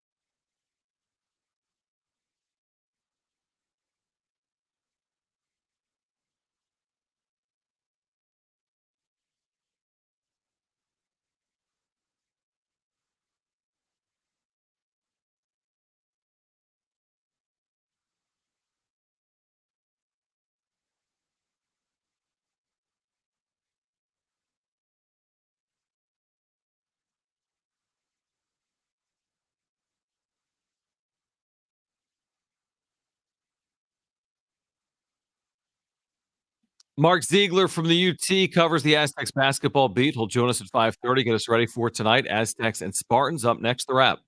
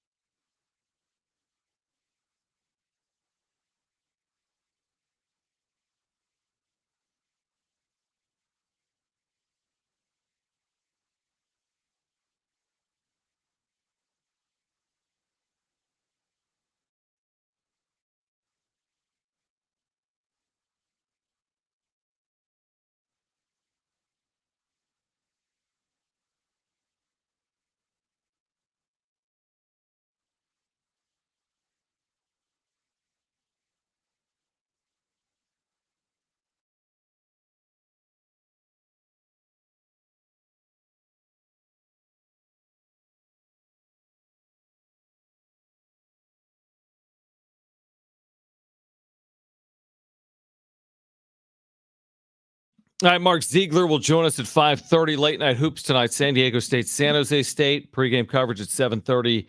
Tip off at 8 p.m. Ted Leitner on the call from San Jose. Have you ever been on the campus of San Jose State University? To your surprise, Yes, I have. For what? One of my best friends, who will actually be in my wedding, went to San Jose State. So you visited. So I visited and I stayed at his place near campus, and I've been there. Yes. Did you go to a basketball game? I did not go to a basketball game. Okay. Did you go to a football game? I did not go to a football game. What'd you do? It was like Halloween weekend. Was it fun? I dressed up as a twister board. A twister board? Yes. I have nothing to say to that. I dressed up as a twister board. Do you have a photo? I do have a photo. Let's get that to social media. I dressed up as a twister board, and you can guess where like the marks, like the circles were on my body. I can't really guess that. Why not? Let's get to this.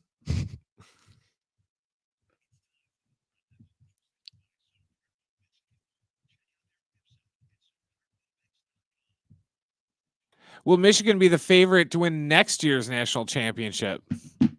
Oh, he's showing me the photo, Brian. Oh my God. What is happening here? It's pretty creative, Right? It's just a white t-shirt with like 16 circles. No way, Jim in a white t-shirt? Yeah, exactly. Shocker. And then the twister board like around his waist. It's on my crotch. How you doing? Looks like, okay, so this is your San Jose State experience. I'm glad When I asked. was that? That was in 2011. 2011. 2011. Okay. Yeah. I had a shaved head and everything. Look at that. So how about them Wolverines? Yeah. Will they repeat? Is that the question? Yes. No. Will they be okay? Will Michigan be the favorite?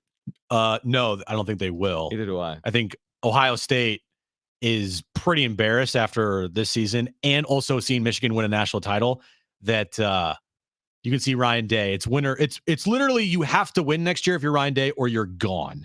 So I think they're going to be better, just because I think recruiting for them is the money that's going to be spent there is crazy. I think Georgia is always there, and I think Alabama's going to be good. I don't think they're the favorites next year. No. I don't think they're the favorites. No, I mean, I think they'll be one of the top 10 programs in the country. And with the expanded playoff, they may have a chance to get back in. By the way, they can lose to Ohio State next year and get into the playoff because it's expanding. But no, I mean, I expect order to be restored. Do I think Alabama and the SEC are not going to be in a national championship game moving forward? Like, this is a rarity to not have an SEC team in a national championship game. It's all Big Ten schools, will be baby. restored, I would think, as soon as 2024. Next question. Must be a game day. Is tonight a must-win for the Aztecs? Give me the net rankings for San Jose State. Where are they at in Ken Palm? I don't have it in front of me. I think get they're it in in like the 3 170. seconds. You can literally get it in 3 I have it seconds. literally programmed like into my brain. It's like on your computer. Of course, You already have it up. Okay, San Jose State's 178. Okay, so yeah, must-win game tonight on the road. Quad 3 game. Must-win game on the road tonight for the Aztecs. Yes, I'm basing every single is it a must-win game question on what quad are they in and what's their net ranking. So yes, tonight must-win. Quad 3, got to win. It's not a must-win, but to keep that clean resume and to keep everything in order, you need to win. Stay in the top 25 AP polls that everyone cares about. Yes, all of those are true. To avoid taking a 10-spot decline in Ken Palm in the net, all of that is accurate. Do they have to win the game to get to the NCAA tournament? That's arguable. But remember, this path is going to be challenging on the road. They got really legitimate hard games. New Mexico, Utah State, Colorado State, right? Goes on and on and on the road. So in order to accomplish the goals you have set forth, they need to find a way to win here tonight. They are a 10.5-point favorite, which isn't a crazy number, but they're a 10.5-point favorite tonight at San Jose State, the home of Jim Russell as a twister board in 2011. Next question. Did the Titans make a mistake by firing Mike Vrabel? Yeah, because now he's going to go to the Patriots. It's going to be so much easier for the Patriots to move off of Bill Belichick now. And Mike Vrabel's a damn good coach. Really good coach. Probably right now, John, would you say, other than maybe Harbaugh, one of the best out there on the market? Maybe along with Harbaugh. I don't know. I would say that he'll be right there in terms of the jobs he can get, because it's a huge surprise he was let go. He's considered to be one of the best coaches in football. I would say Harbaugh, probably coming off a national championship, is more sought after than Mike Vrabel. I saw somebody on Twitter say they fired Mike Vrabel, but kept around. I'm blanking on his name. Who's Steve? Who did Steve go to high school with? Jeff Fisher. Jeff Fisher. They kept around Jeff Fisher for like 20 years. But they got rid of Mike Vrabel. Good point. Like, are you going to do better? Exactly. Yeah. Like, you're the Tennessee Titans. Yeah. No, what are you doing? Yeah, I agree with that. I mean, that could definitely bite them. I think Harbaugh and Vrabel, obviously, if they want it, they get another job immediately. But now, if you're the Patriots, it sets up perfect for you. For you to make this to move, make the move on ways. from Belichick, and you have Vrabel, who is a damn good head coach in waiting. It sets up perfectly for them. That's a great point. Next question. Name one underdog that will win during Wild Card Weekend. I think there's a couple. Well, the line right now, the Lions are the favorite, just maybe by 2.5. I hate it because I don't want to see the Rams in the divisional round, but I think I would take the Rams over the Lions, just because the Lions are without Laporta because Dan Campbell decided to play all his starters week 18 for no freaking reason. Okay, so yeah, I'm taking the Rams. You like the Rams? I do. They're the underdog. Okay, they're 3-point dogs. That's what I was looking at. I like the Bucks +3 at home. I like the Bucks +3. Really? Yeah, dude. If the Eagles, terrible, if they don't beat the Bucks, fire everybody there, right? Well, everyone be gone. Sirianni will be gone. Yeah. I like the Bucks +3. I mean, I don't hate the Texans +2.5 at home against the Browns. I don't hate it, but I think the Browns defense is a defense it's been amazing. That it's for a rookie quarterback. Yeah. Even though Stroud is amazing, I would be hard pressed to if CJ Stroud goes out there and balls out versus the Browns and beats the Browns. Right. I mean, just by the way, I could see Dolphins beating the Chiefs too. Here's the one thing I'd say about the Dolphins. They've been bad against good teams. Do you know what the high is? Like 12 degrees. 2. Oh, So not that. Okay, so I feel like that's advantage Chiefs. I feel like that. I think that gets overplayed. Probably. Because, the 49ers went into freezing cold Lambeau, 2 years in a row, and that didn't bother them No, at it's all. fair. The high, by the way, in Buffalo for Steelers Bills is 23. Yeah, I don't like the Steelers plus all those points. I don't like the Packers plus all those points. I don't like the Dolphins plus 4 points in Kansas City. Brent does. But yeah, I feel like the Bucks plus 3 at home has good value. There's some weird, interesting matchups though, just with the Texans playing the Browns with them trading Deshaun Watson and everything else, and the Packers playing Mike McCarthy and Tyreek Hill playing the Chiefs, and Matt Stafford returning to Detroit. What are you doing? Nothing. Okay. Nothing. Jim just gave me a look on YouTube and then a fist pump. This is behind the scenes stuff. Don't worry about it. Oh, okay. Just kidding. That didn't happen. No. On the other side, another starting pitcher off the board. What does it mean for the Padres? Plus, what is Jim Harbaugh's future? Plus, Mark Ziegler of the UT gets us ready for the Aztecs and the Spartans at 5:30. It's hour 3 of Jon and Jim next. This one guy I'm ready back to on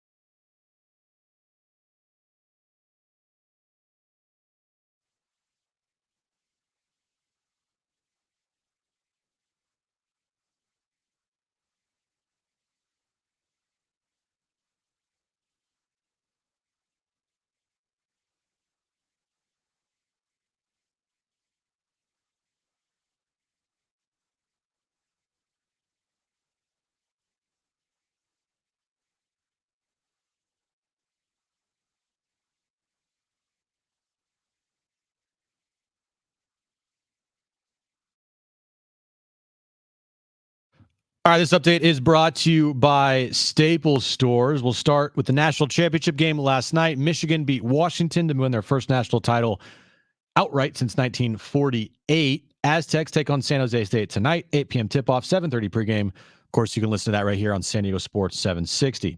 Staples Print Big Sale means the more you print, the more you save. Get $20 off your print purchase of $100 or more, $50 off your print purchase of $200 or more, and $100 off your print purchase of $300 or more. Ends 2/10/24. See staples.com/print for details. Print more, save more at Staples.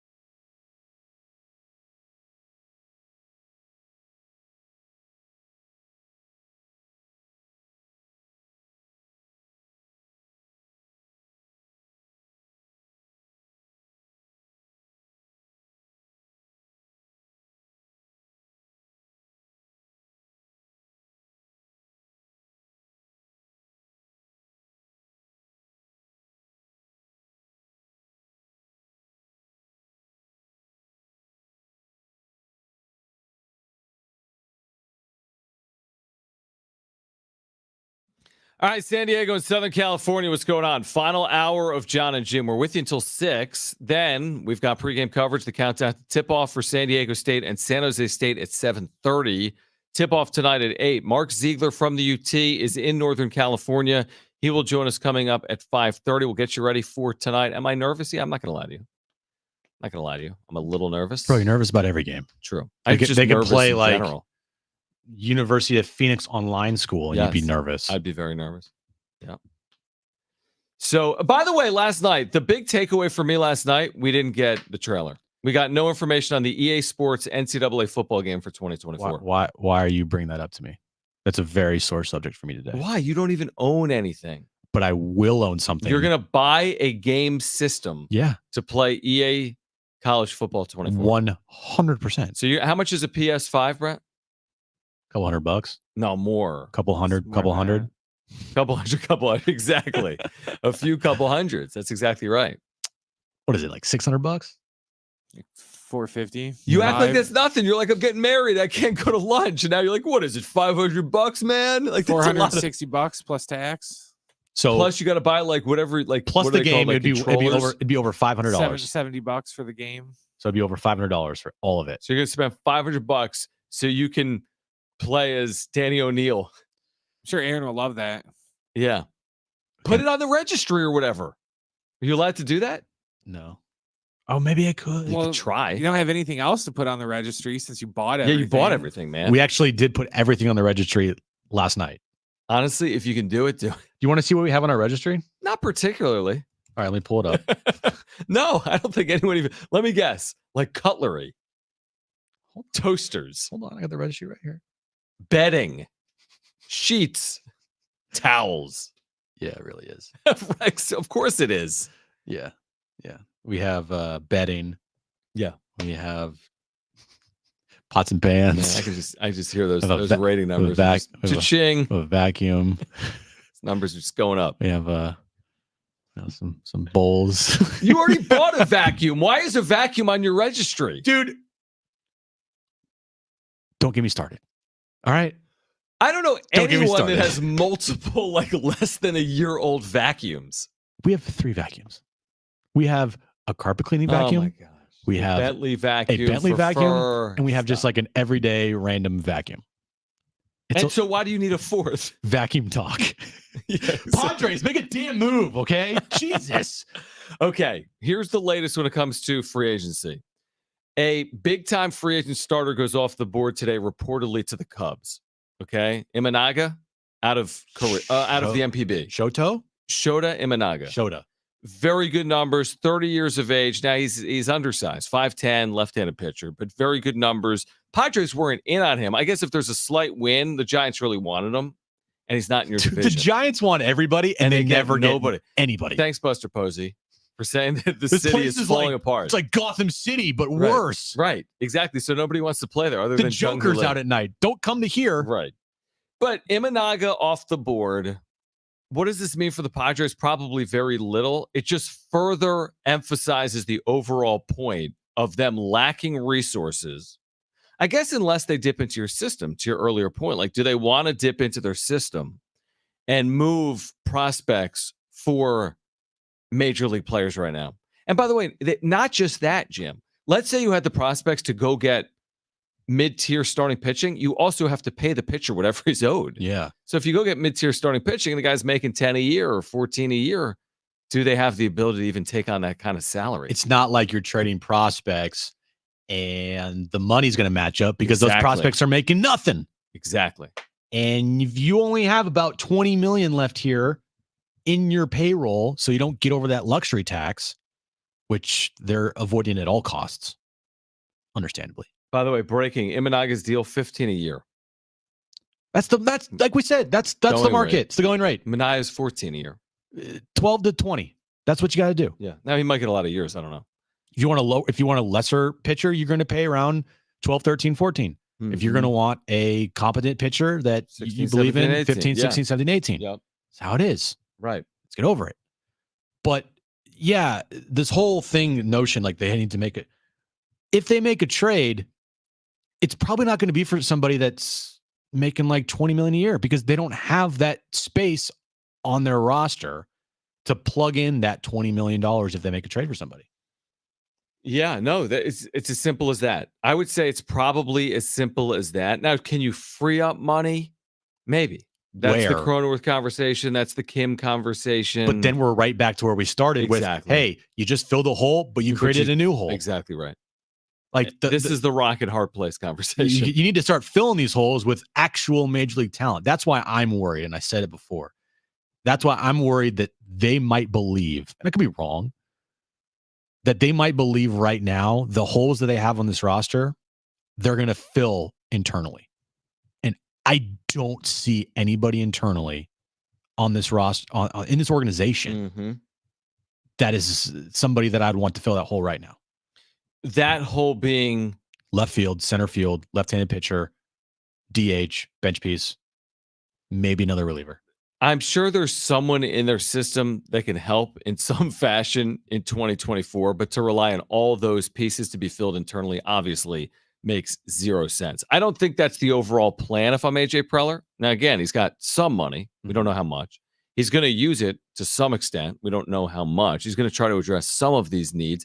And I really do think this is like, let's just wait these guys out, right? The guys that are like, hey, agent. Not going down. Hey, agent, like the jerks and profars. Let's just wait them out. Hey, nobody's calling? Call the Padres. Oh, yeah, you know what I mean? Hey, we want 80 a year.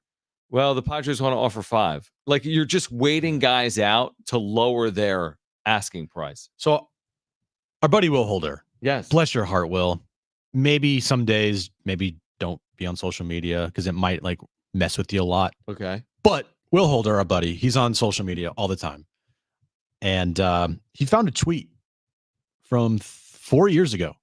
Okay. It's interesting. I'm listening. It's an interesting tweet. We're talking about who's going to play the outfield for the Padres. Who's going to play for the outfield for the Padres? Like I said, they might view some players on their roster as already to fill those holes. Dennis Lin tweeted out in 2020, the Padres will consider trying Jake Cronenworth and even Ha-Seong Kim in the outfield, if only to see how it looks. Cronenworth has limited experience beyond the infield. Kim has not officially appeared in the outfield in his pro career. The universal DH, of course, would help. It makes no sense and is not relevant today, and let me explain why. Well, with Cronenworth, we could have a conversation because he hasn't shown us anything at first base. But with Ha-Seong Kim, if it ain't broke, don't fix it. You are not putting Ha-Seong Kim, a brilliant defensive infielder with versatility who can play third with Manny Machado out because of an elbow, in the outfield. Okay, so rest assured that's not happening. With Jake Cronenworth, would you feel that good about it if I told you today that Jake Cronenworth is playing left field?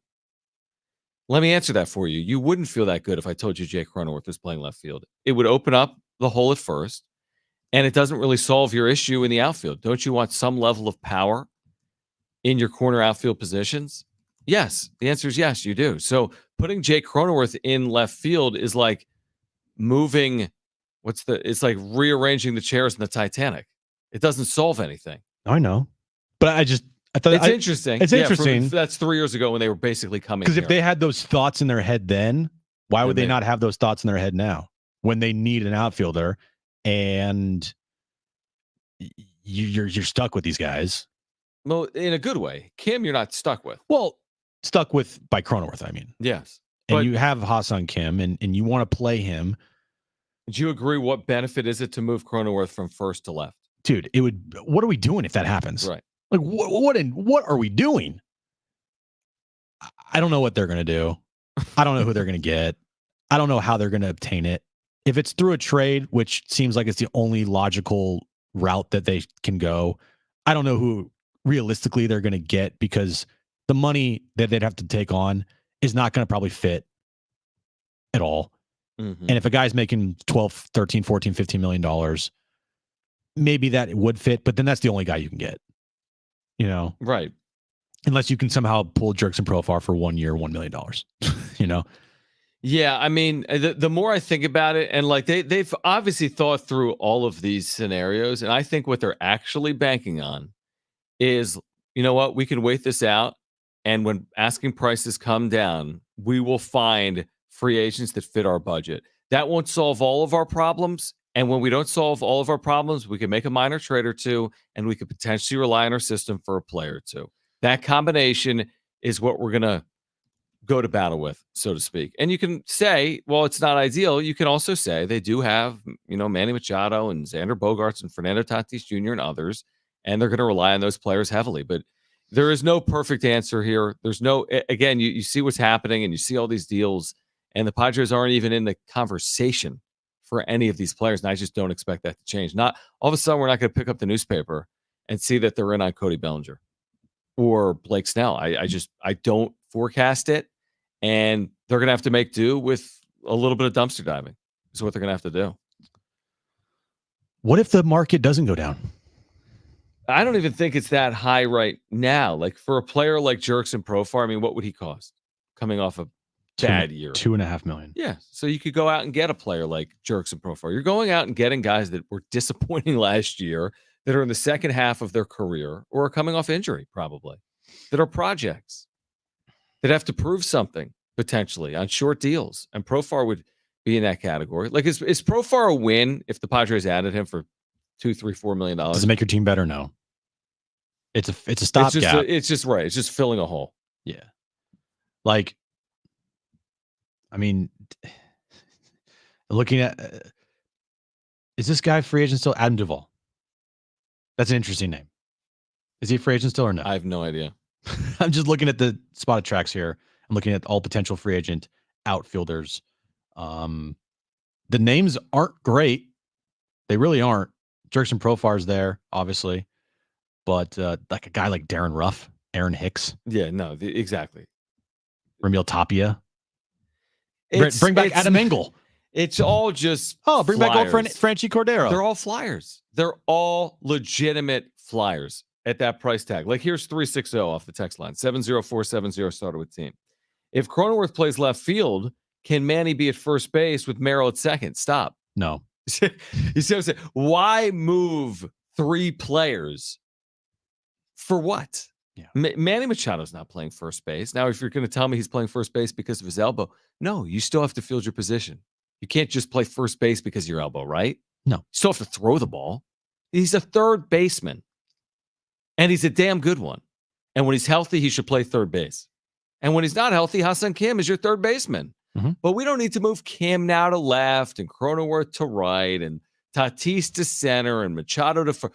Don't do that. Play to your strengths. Don't move everyone out of position just because you're trying to fill a position. All right. I have found the remaining free agents in the outfield that are still available. All right. Okay. Let's just run down the list excited. here. Jock Peterson. Okay. Power flyer guy. According to Spot Tracks, his market value is $15 million. Yes. Okay. So that's not going to happen. Cody Bellinger, no chance. Right. AJ Pollock, Right. Washed. Will Myers. I mean, he's not even, is he even still in baseball, Will Myers? Oh, no. Michael Brantley just retired. Right. Exactly. Jorge Soler, Hey, they're not going to sign him. It's too much money. Preller's white whale, Joey Gallo, Even Joey Gallo might be too much money. Eddie Rosario. Maybe among this group, Jim, to your point, maybe one of these guys. Yes. I would say of these free agent outfielders, guys that maybe take a flyer on, a guy like Adam Duvall. And why do you say that? Because he's going to be very cheap. Mhm. And if you look at his career, he's had some good numbers Yep. in his career. I don't know if he's going to be cheap. He had a nice year last year. Now that I look at it. His middle name, by the way, is Aaron's middle name. Lynn? Correct. Okay. Per How'd you- Baseball Reference. How'd you remember that? Because it was in the Open that's played 3 times today. Oh, that's right. And that you have not once listened to. Okay. But last year, Adam Duvall had a really good season, 834 OPS. What about Aaron to the Padres on a 1-year deal? You know, she played softball. Oh, and she was okay. like, wait, tell us more. yeah, she was like all league conference team, and she was in the newspaper and MVP. So, okay, and so let me get this straight. she's Aaron a lefty. was in the newspaper. She's a lefty. And is a lefty hitter. And probably, a Or flyer no, she's a deal. righty. Sorry. Whatever. But you could probably get her for the I'm marrying her. minimum. Should know. Minimum, though. She's Look, just give In her her prime, the she's minimum, which is 30. about what? $900,000. That'd be perfect for us. Totally Should fine. be perfect for you to get Just, 900K. just sign Aaron to the minimum. Just give him a PS5. That's all I want. Yeah, get her one game check, and we'll be good. That's all I want. Right. It's fine. What about JD Martinez? Too much money. Too much money. I would Yeah, love JD 900 Martinez. OPS I would last year. love JD Martinez on here, but Yep. too much money. Not going to happen. Yeah, 900 OPS is going to be a, What about, a big AAV. What about Darren's boy Tommy Pham? Tommy Pham. Okay, so Tommy Pham's coming off a really productive year, both with the Mets, a team that was out of it, and then, of course, with the Diamondbacks making that run. Mhm. Tommy Pham, who's all about dollars and cents, is he not? We've heard him talk about that publicly. Made how much money last year? I don't know. A good amount. A Yeah. good amount, Probably. right? So he's due a decent amount based on last year. Mm-hmm. So again, you're just priced out is the point. Now, I wouldn't be shocked if they sign one player $10 million per year for a 1 or 2 year deal and kind of spent most of their money that way, because what other options do they really have? Mhm. So maybe I think of the group we just mentioned, which is like 15 guys. Aaron Hicks. One of these guys could be coming, is my point. One of these guys could be Come on down, Travis Jankowski. again. But I mean, this isn't going to be like cause for celebration. This isn't the day Manny Machado chose the Padres. No. Probably. No. Hey, Trace Thompson, want to come back? Right. I know you got kicked to the curb, and you had a really good season for the Dodgers that 1 year, but come on back. Right. Garrett Cooper, remember him? I do. This past year.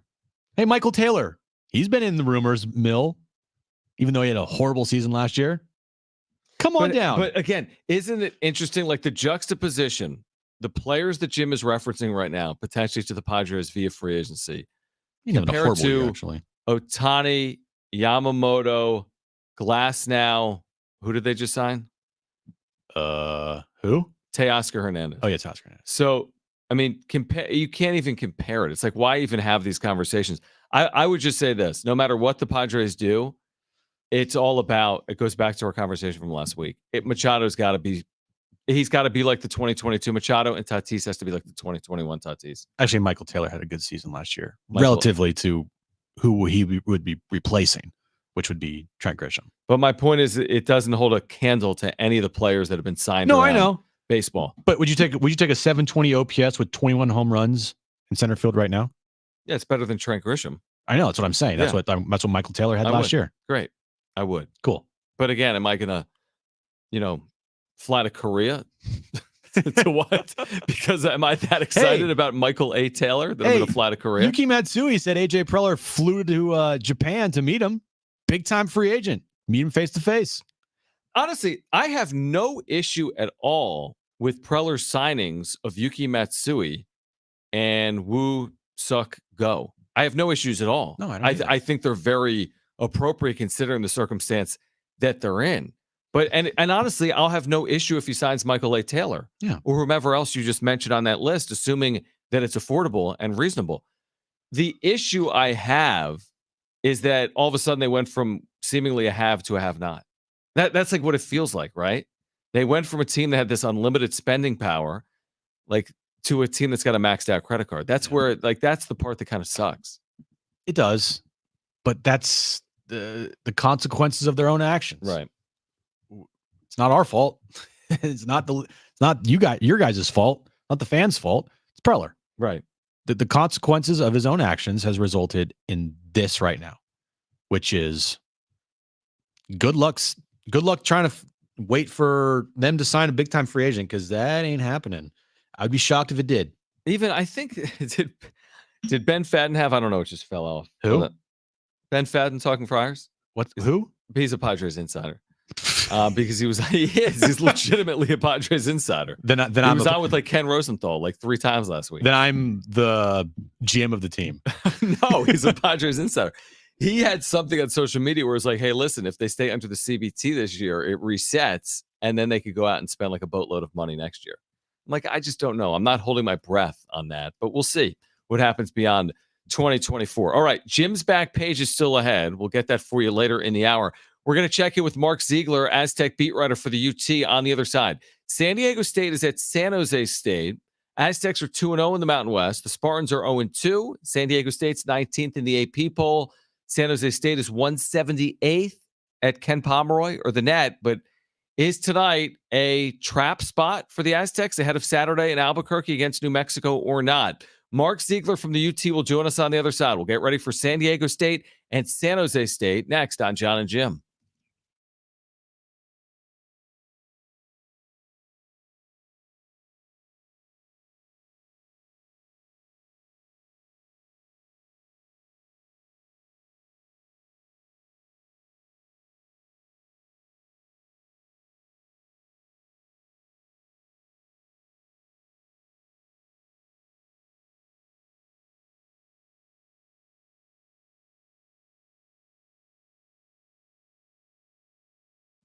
All right, hey guys, it's Schaefer. I've been telling you for months about our friends over at Windmill Farms, the college area's natural grocer. Your perfect lunch on the go spot in San Diego with a sandwich cart at Windmill Farms. Your 8th sandwich is free. It's easy to get in and out. It really is, with their parking, with their setup, with their deli. They've got an amazing deli. Anything you could possibly want, they've got. They've got low prices. They've got fresh ingredients. They use the highest quality ingredients. They really pride themselves on keeping their prices low. So if you're looking for a quick and easy spot during the lunch hour, swing by Windmill Farms, centrally located in the college area. If you're looking for a grocer, they've got you covered. All of your needs: organic farm fresh produce and meats, amazing craft beer selection, kombucha as well, the deli that's award-winning. They're centrally located off Del Cerro Boulevard. Even if you don't live or work near Del Cerro, it's not a problem, because you can find Windmill Farms on Instacart and have your groceries delivered directly to your doorstep. Trevor and his family, they've been in the grocer business for over 20 years, and they've been supporting San Diego-based local businesses like Harris Ranch, Mr. G Salsa, and more. And they've got weekly specials that you can take advantage of every single week at windmillfarmsmarket.com. That is windmillfarmsmarket.com. So again, it's the perfect lunch spot. It's the perfect spot to pick up your groceries each and every week. Shop local, shop at Windmill Farms.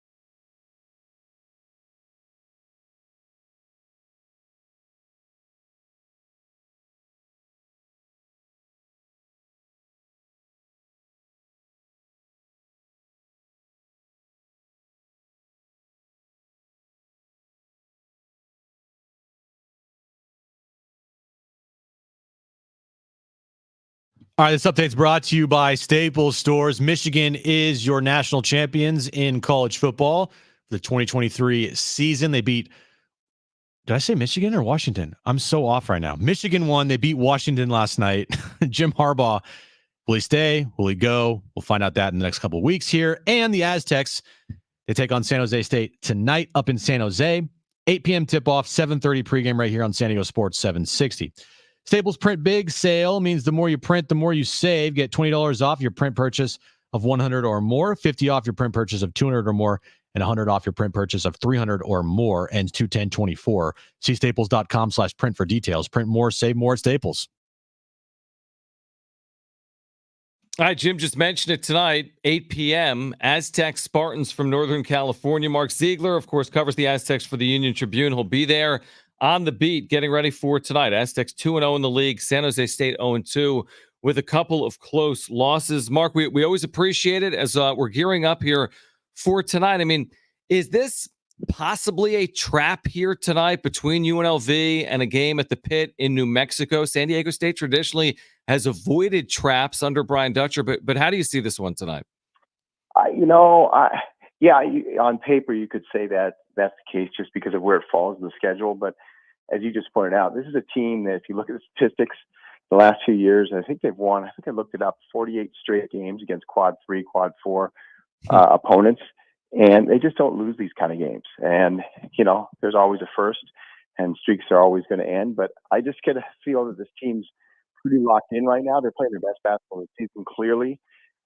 And San Jose State is a very well-coached team with Tim Miles. Any team can be dangerous on any given night. But I just look at the matchups. They have nobody to guard Jane Ledee.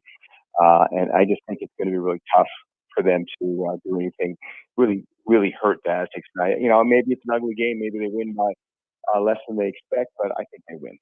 You mentioned they're playing their best basketball right now. And usually for a Brian Dutcher coach team, they get better as the season goes on, especially towards tournament time. But now it seems like they're peaking, coming off of, their best win of the year on the road versus Gonzaga, and then 2 blowout wins at home to start conference play. How much better can this team get?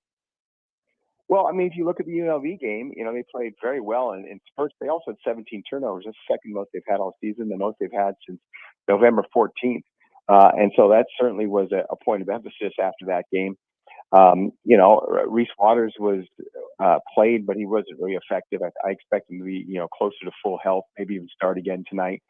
And Miles Bird played, but, maybe could have gone more minutes after his toe problem. So I think there's a higher ceiling for this team, and we're starting to see it. But I think you're right. They're maybe getting a little bit closer sooner than they have in some past years. Mark Ziegler from the Union Tribune with us right now, Jon and Jim, San Diego Sports 760. You wrote a phenomenal piece on Aztec true freshman Magoon Gwath, who has not appeared this year because of injury and also because potentially he'll be redshirted, obviously, here in 23-24. But you also wrote about at least this possibility that he could burn a redshirt. Is there any shot of that, Mark? Is that a 1 in a million or is that a 1 in 50? Well, I think, when you look at a player like him and the type of talent he has, potentially the type of ceiling he has, you wouldn't expect him to be there, for 5 years. Right. But you never know. Malik Pope came in as a 5-star recruit and ended up playing his entire 4-year career at San Diego State. So you just don't know. Same with Winston Shepard. But I think right now it's a no, just because he missed. It'd be different if he'd been practicing all of October, all of November, all the way through December, and he just kept improving. And he went through the practices and learned the offense, learned the defense, and was out there when they were really scrimmaging, going hard in practice. Now it's much more of a half court, save legs type situation. So they really haven't seen him go up and down that much. I think if he had been around and someone got hurt, I think they would have said, absolutely, let's get this guy out there. But I think given how much he missed, the answer right now is no. Now, if Jane Ledee went down for, God forbid, for an extended period, or Miles Heide got hurt as well, and they were really hurt at the big spot, and they felt like he could get some serious minutes and really help them, I think they may consider it. But I think right now it's a no. And I think the other thing to remember about redshirting is people look at it and say, oh, well, he's just saving that year of eligibility. But it's not really that. And the same thing happens with Jaden McDaniels. It's so that he can train differently. If he's got to worry about playing games, he's not going to lift hard 4 days a week. He's not going to eat like he's eating right now. He's not going to be training on game days like he is right now, just because he'd be preparing for a game. And so it just allows him to sort of accelerate the development with him not having to worry about playing a game. So I think they're going to stick with that. Mark, over the next 2 months in conference play, where would you deem their toughest stretch to be? Well, there's a few of them, and one of them is about to come up here. After this game tonight, they play at New Mexico, home against Nevada, a team that they've struggled with sometimes at home, and then at Boise, a place where they have not won lately. Those are 3 really big games. You'd expect them to win one of them, right? And I think that, a really reasonable goal and a great result would be to win 2 of those 3. But if you kind of look, if you break down the conference season into 6 3-game stretches, the first 3 are the easiest, and then the next 3 that are about to start are maybe the hardest 3-game stretch of the season. And so I think you got to look at that and say, okay, it's a big opportunity to put some distance between them and other teams. If you look at the top 5 teams or maybe even the top 6 right now in the Mountain West, nobody really gets a leg up on somebody else until they lose at home, and nobody's lost at home yet. So we'll see as it goes, because everyone's going to have big games almost every week. But once we start to see that happen, San Diego State gets one of those road games here in the next 3-game stretch. That's going to give them a leg up on everybody else.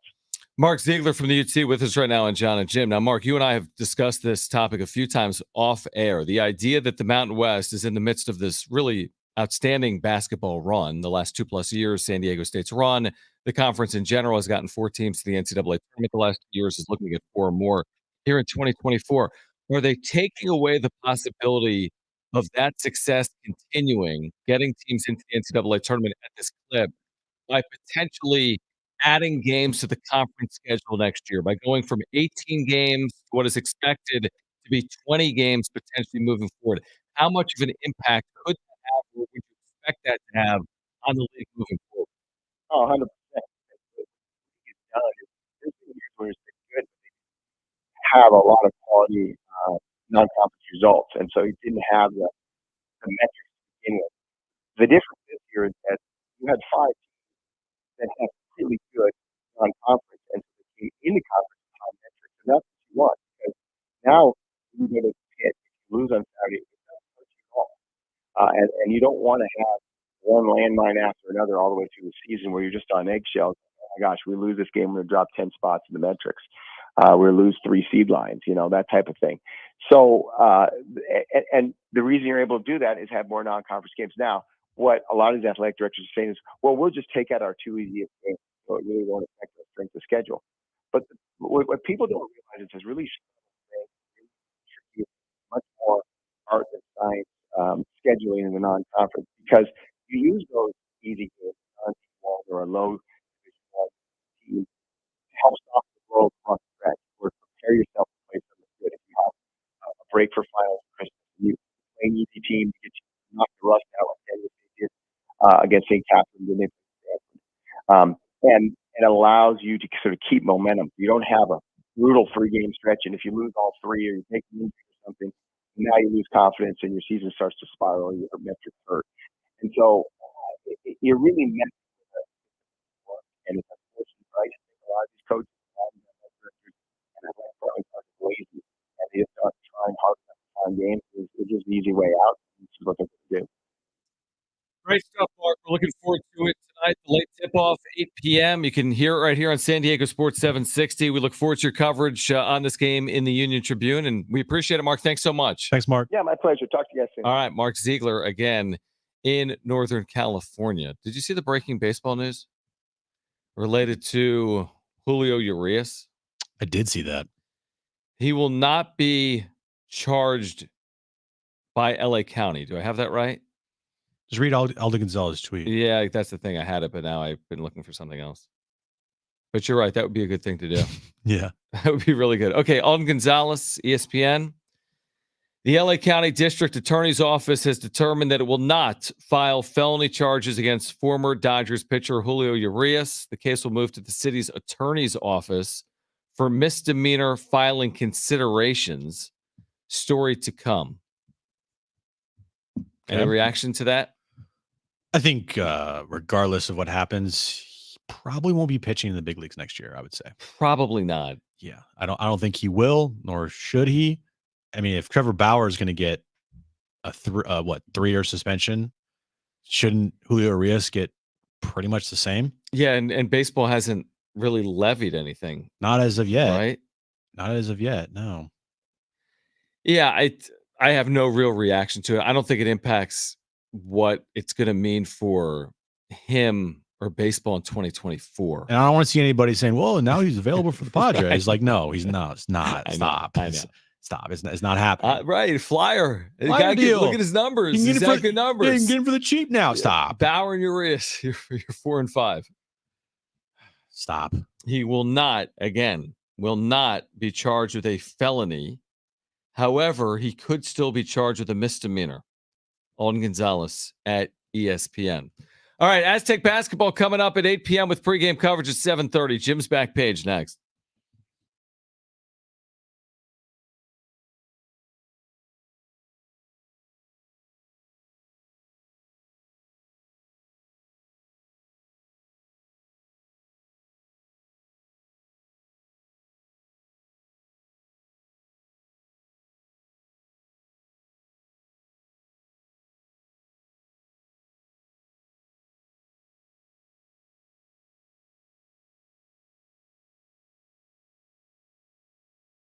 All right. Hey, guys, it's Schaefer, and I've been telling you about my friends over at Loan Pronto because you might have been forced into a nosebleed mortgage rate in the past year. And Loan Pronto is here for you. They can rescue you. Hey, guys, it's Schaefer. If your mortgage rate is over 7, you're going to be in heaven with Loan Pronto's zero-cost refi. You can cut your house payment by hundreds of dollars and even do it with zero closing costs and no appraisal. Rates have absolutely plummeted to the lowest point in nearly a year. It's time to say goodbye to that bad loan you got stuck with. Loan Pronto's got APRs with fixed rates in the 5s. So don't live with that record high a day longer. You can lock in a lower rate now with virtually no paperwork or cost involved. Call now and see how much lower you can get your house payment. Refi now, and you can even skip your next 2 house payments altogether. Call for a free 30-second quote. You heard me right. It's a 30-second quote. 619 207-4336 or loanpronto.com. That's 619-207-4336. Write this down. 619-207-4336. Equal housing lender, NMLS 1661781, subject to lender approval.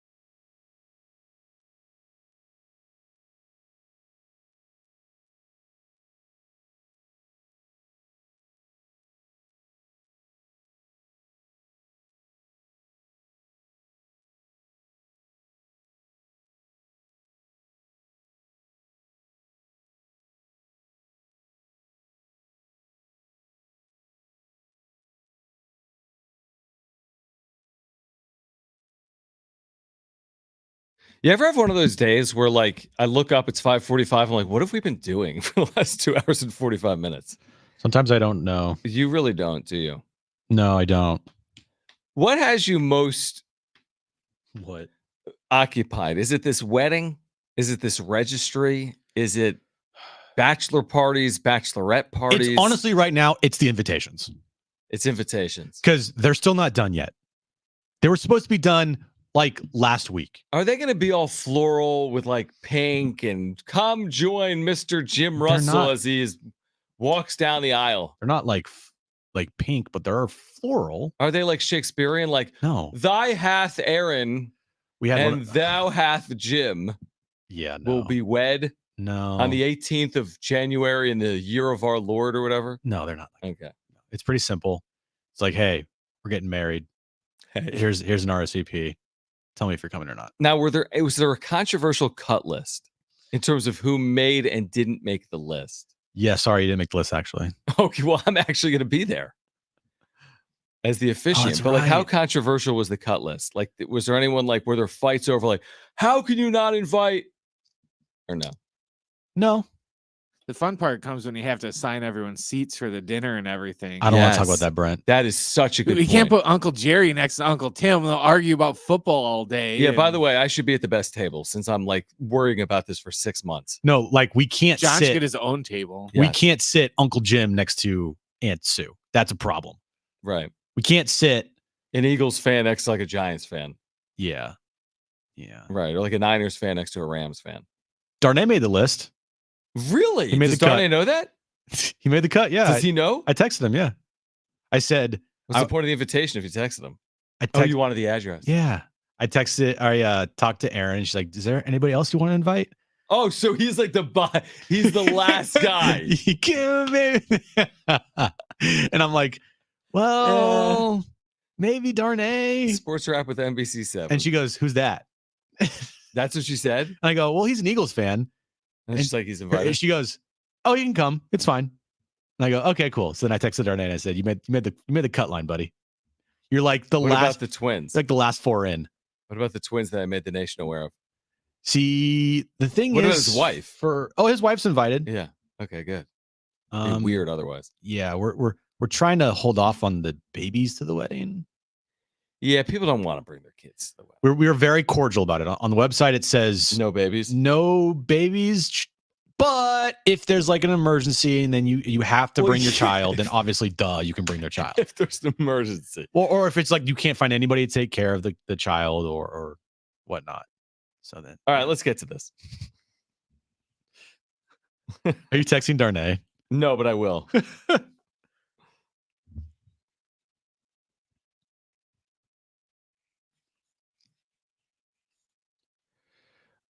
Sweethearts, the candy. You don't have to call me that. Aw. How you doing? Yeah, what about it? Sweethearts the candy. I'm trying to think what that looks like. Show me real quick. Like hearts? Yeah, like Valentine's Day. It has stuff. like the box. Yeah, like true love, Will like you be only mine? you, Yeah, will you be you're mine, yeah. right? Yeah. Well, the company is now releasing a special edition Sweethearts box. Really? For Gen Zs. Which means? Calling it the debut of the situationship boxes. Oh, that's kind of unique. Yeah, I like that. So what are the sayings? I don't know the sayings. It doesn't say the sayings. It just says the company announced the debut of the situationship boxes, a product that leans into the dating trends of Gen Z. The candies are now available to purchase online. The limited edition boxes contain misprinted candies that are as hard to read as Gen Z relationships, a news release said. Does that mean it's going to taste like avocado toast or something? Oh, that sounds amazing. Shut up. By the way, Gen Z, what does that mean? Gen Z relationships are. Do you know what a complicated? situationship is, John? That it's like complicated. It's like you're in a relationship, but you're not in a relationship, and you're just hookup buddies, basically. But how does that differ from any other generation in the history of the world? Everyone was previously 20. I know, but now for the Gen Zers, it's called a situationship because it's like complicated, weird, right? But yeah, like back then it was post, back then it was called a fling. Right now it's a situationship. Yeah. Okay. So anyway, if you want some special Gen Z sweethearts, is Baby Grogu going to be on this list? Because I saw you tweeted about him. Well, yeah, you just ruined my next story. Thanks a lot. Okay. He's young Yoda. Disney today announced two things. One, season 2 of Ahsoka is in the works. Love to hear that. Bless you. Okay. And number 2, The Mandalorian, your favorite show, John, with Baby Grogu. Yes. You know exactly who that is. I do. He's a little Yoda. We'll be getting a feature film in the future, presumably in the year 2025. What do you mean a feature? It's about him. Yes, John. Who else would it be do about? you need a full film about a dude in a stroller? Yes. Yes, you do, actually. Short answer, yes. He's a baby. Have you ever heard about E.T.? Instead of doing another series or season, they're just going to do a movie. Which is perfect, because that I would much rather have them do a movie than another season. I would have to say season 3 was a letdown. So hopefully the movie will be much better. And if they mess this up, Kathleen Kennedy, you're gone. You have to leave if you mess this up. Sorry. Okay. So Baby Grogu takes on the world coming in 2025. Sure, John. Or the galaxy. More like the galaxy. Title pending. But yes, that's the quick synopsis on this dude is he's a young Yoda. No, he's not a young Yoda. He's a young species of Yoda. Like whatever species Yoda is, which we don't actually know, is the species. There's of only 2 of these Grogu. dudes that we know of. No, there's more. 3, but one's dead. Yaddle. Yep. John has no idea what's Well, why would his happening name right be Baby Grogu? Because it's not Baby Grogu. Oh, what is it? It's just Grogu. It's just I was gonna Grogu. say he's gonna grow up. It's just Grogu. He's actually already grown up. He's probably like 600 years old. What? Yeah, that's their species, man. They live for like thousands of years. He's like a turtle. Anyway, and finally tonight, 6 p.m., which is in about 8 minutes from now, the debut. And I thought it was at midnight last night. I was fooled, Brent. It's today at 6. Echo. Oh, okay. The brand new Echo series, which is I guess you could say it's a spinoff of Daredevil, but it has to do with the Daredevil. Sort of. Sort of. John has no idea what's going on. Just don't listen. It's not. fine. But Echo, it's supposed to be really good reviews. TVMA, so you're going to see actually blood and guts and presumably cussing, which would be nice. Going back to the Netflix series of Daredevil, which was amazing. So yeah, 7 minutes now. Echo will be releasing every single one of their episodes on Hulu and Disney Plus. And also, EA Sports didn't announce the release date for EA Sports NCAA Football 2020. People were pissed. That's a huge story. There were like tens of thousands of it's just a comments rumor. on social I was media. pissed too, but it's not a story, John. It's a rumor. Yeah, but this is back page. This is like page 6 stuff. Sure. You know, like, hey, Michael Jordan had a basketball shoe. And North Carolina, how much did it go for at auction? $10 million. You guys are always so off on that, by the way. It's so funny. All right, if you missed anything today, sportssd.com, iHeartRadio app, iTunes, TuneIn Radio, Spotify. You can find us at all those places. Please leave a review if you're listening to the podcast, preferably a positive one. You can find us on social media by searching for @Jon and Jim, JONANDJIM. We're back at 7:30 with the Aztecs countdown to tip-off. Aztecs and Spartans tonight in Northern California. 8 p.m. tip-off, pregame coverage at 7:30. For Brent and Jim, I'm John. Keep it here at San Diego Sports 760. Okay, peace out. Bye. Bye. I don't know. Baby Grogu.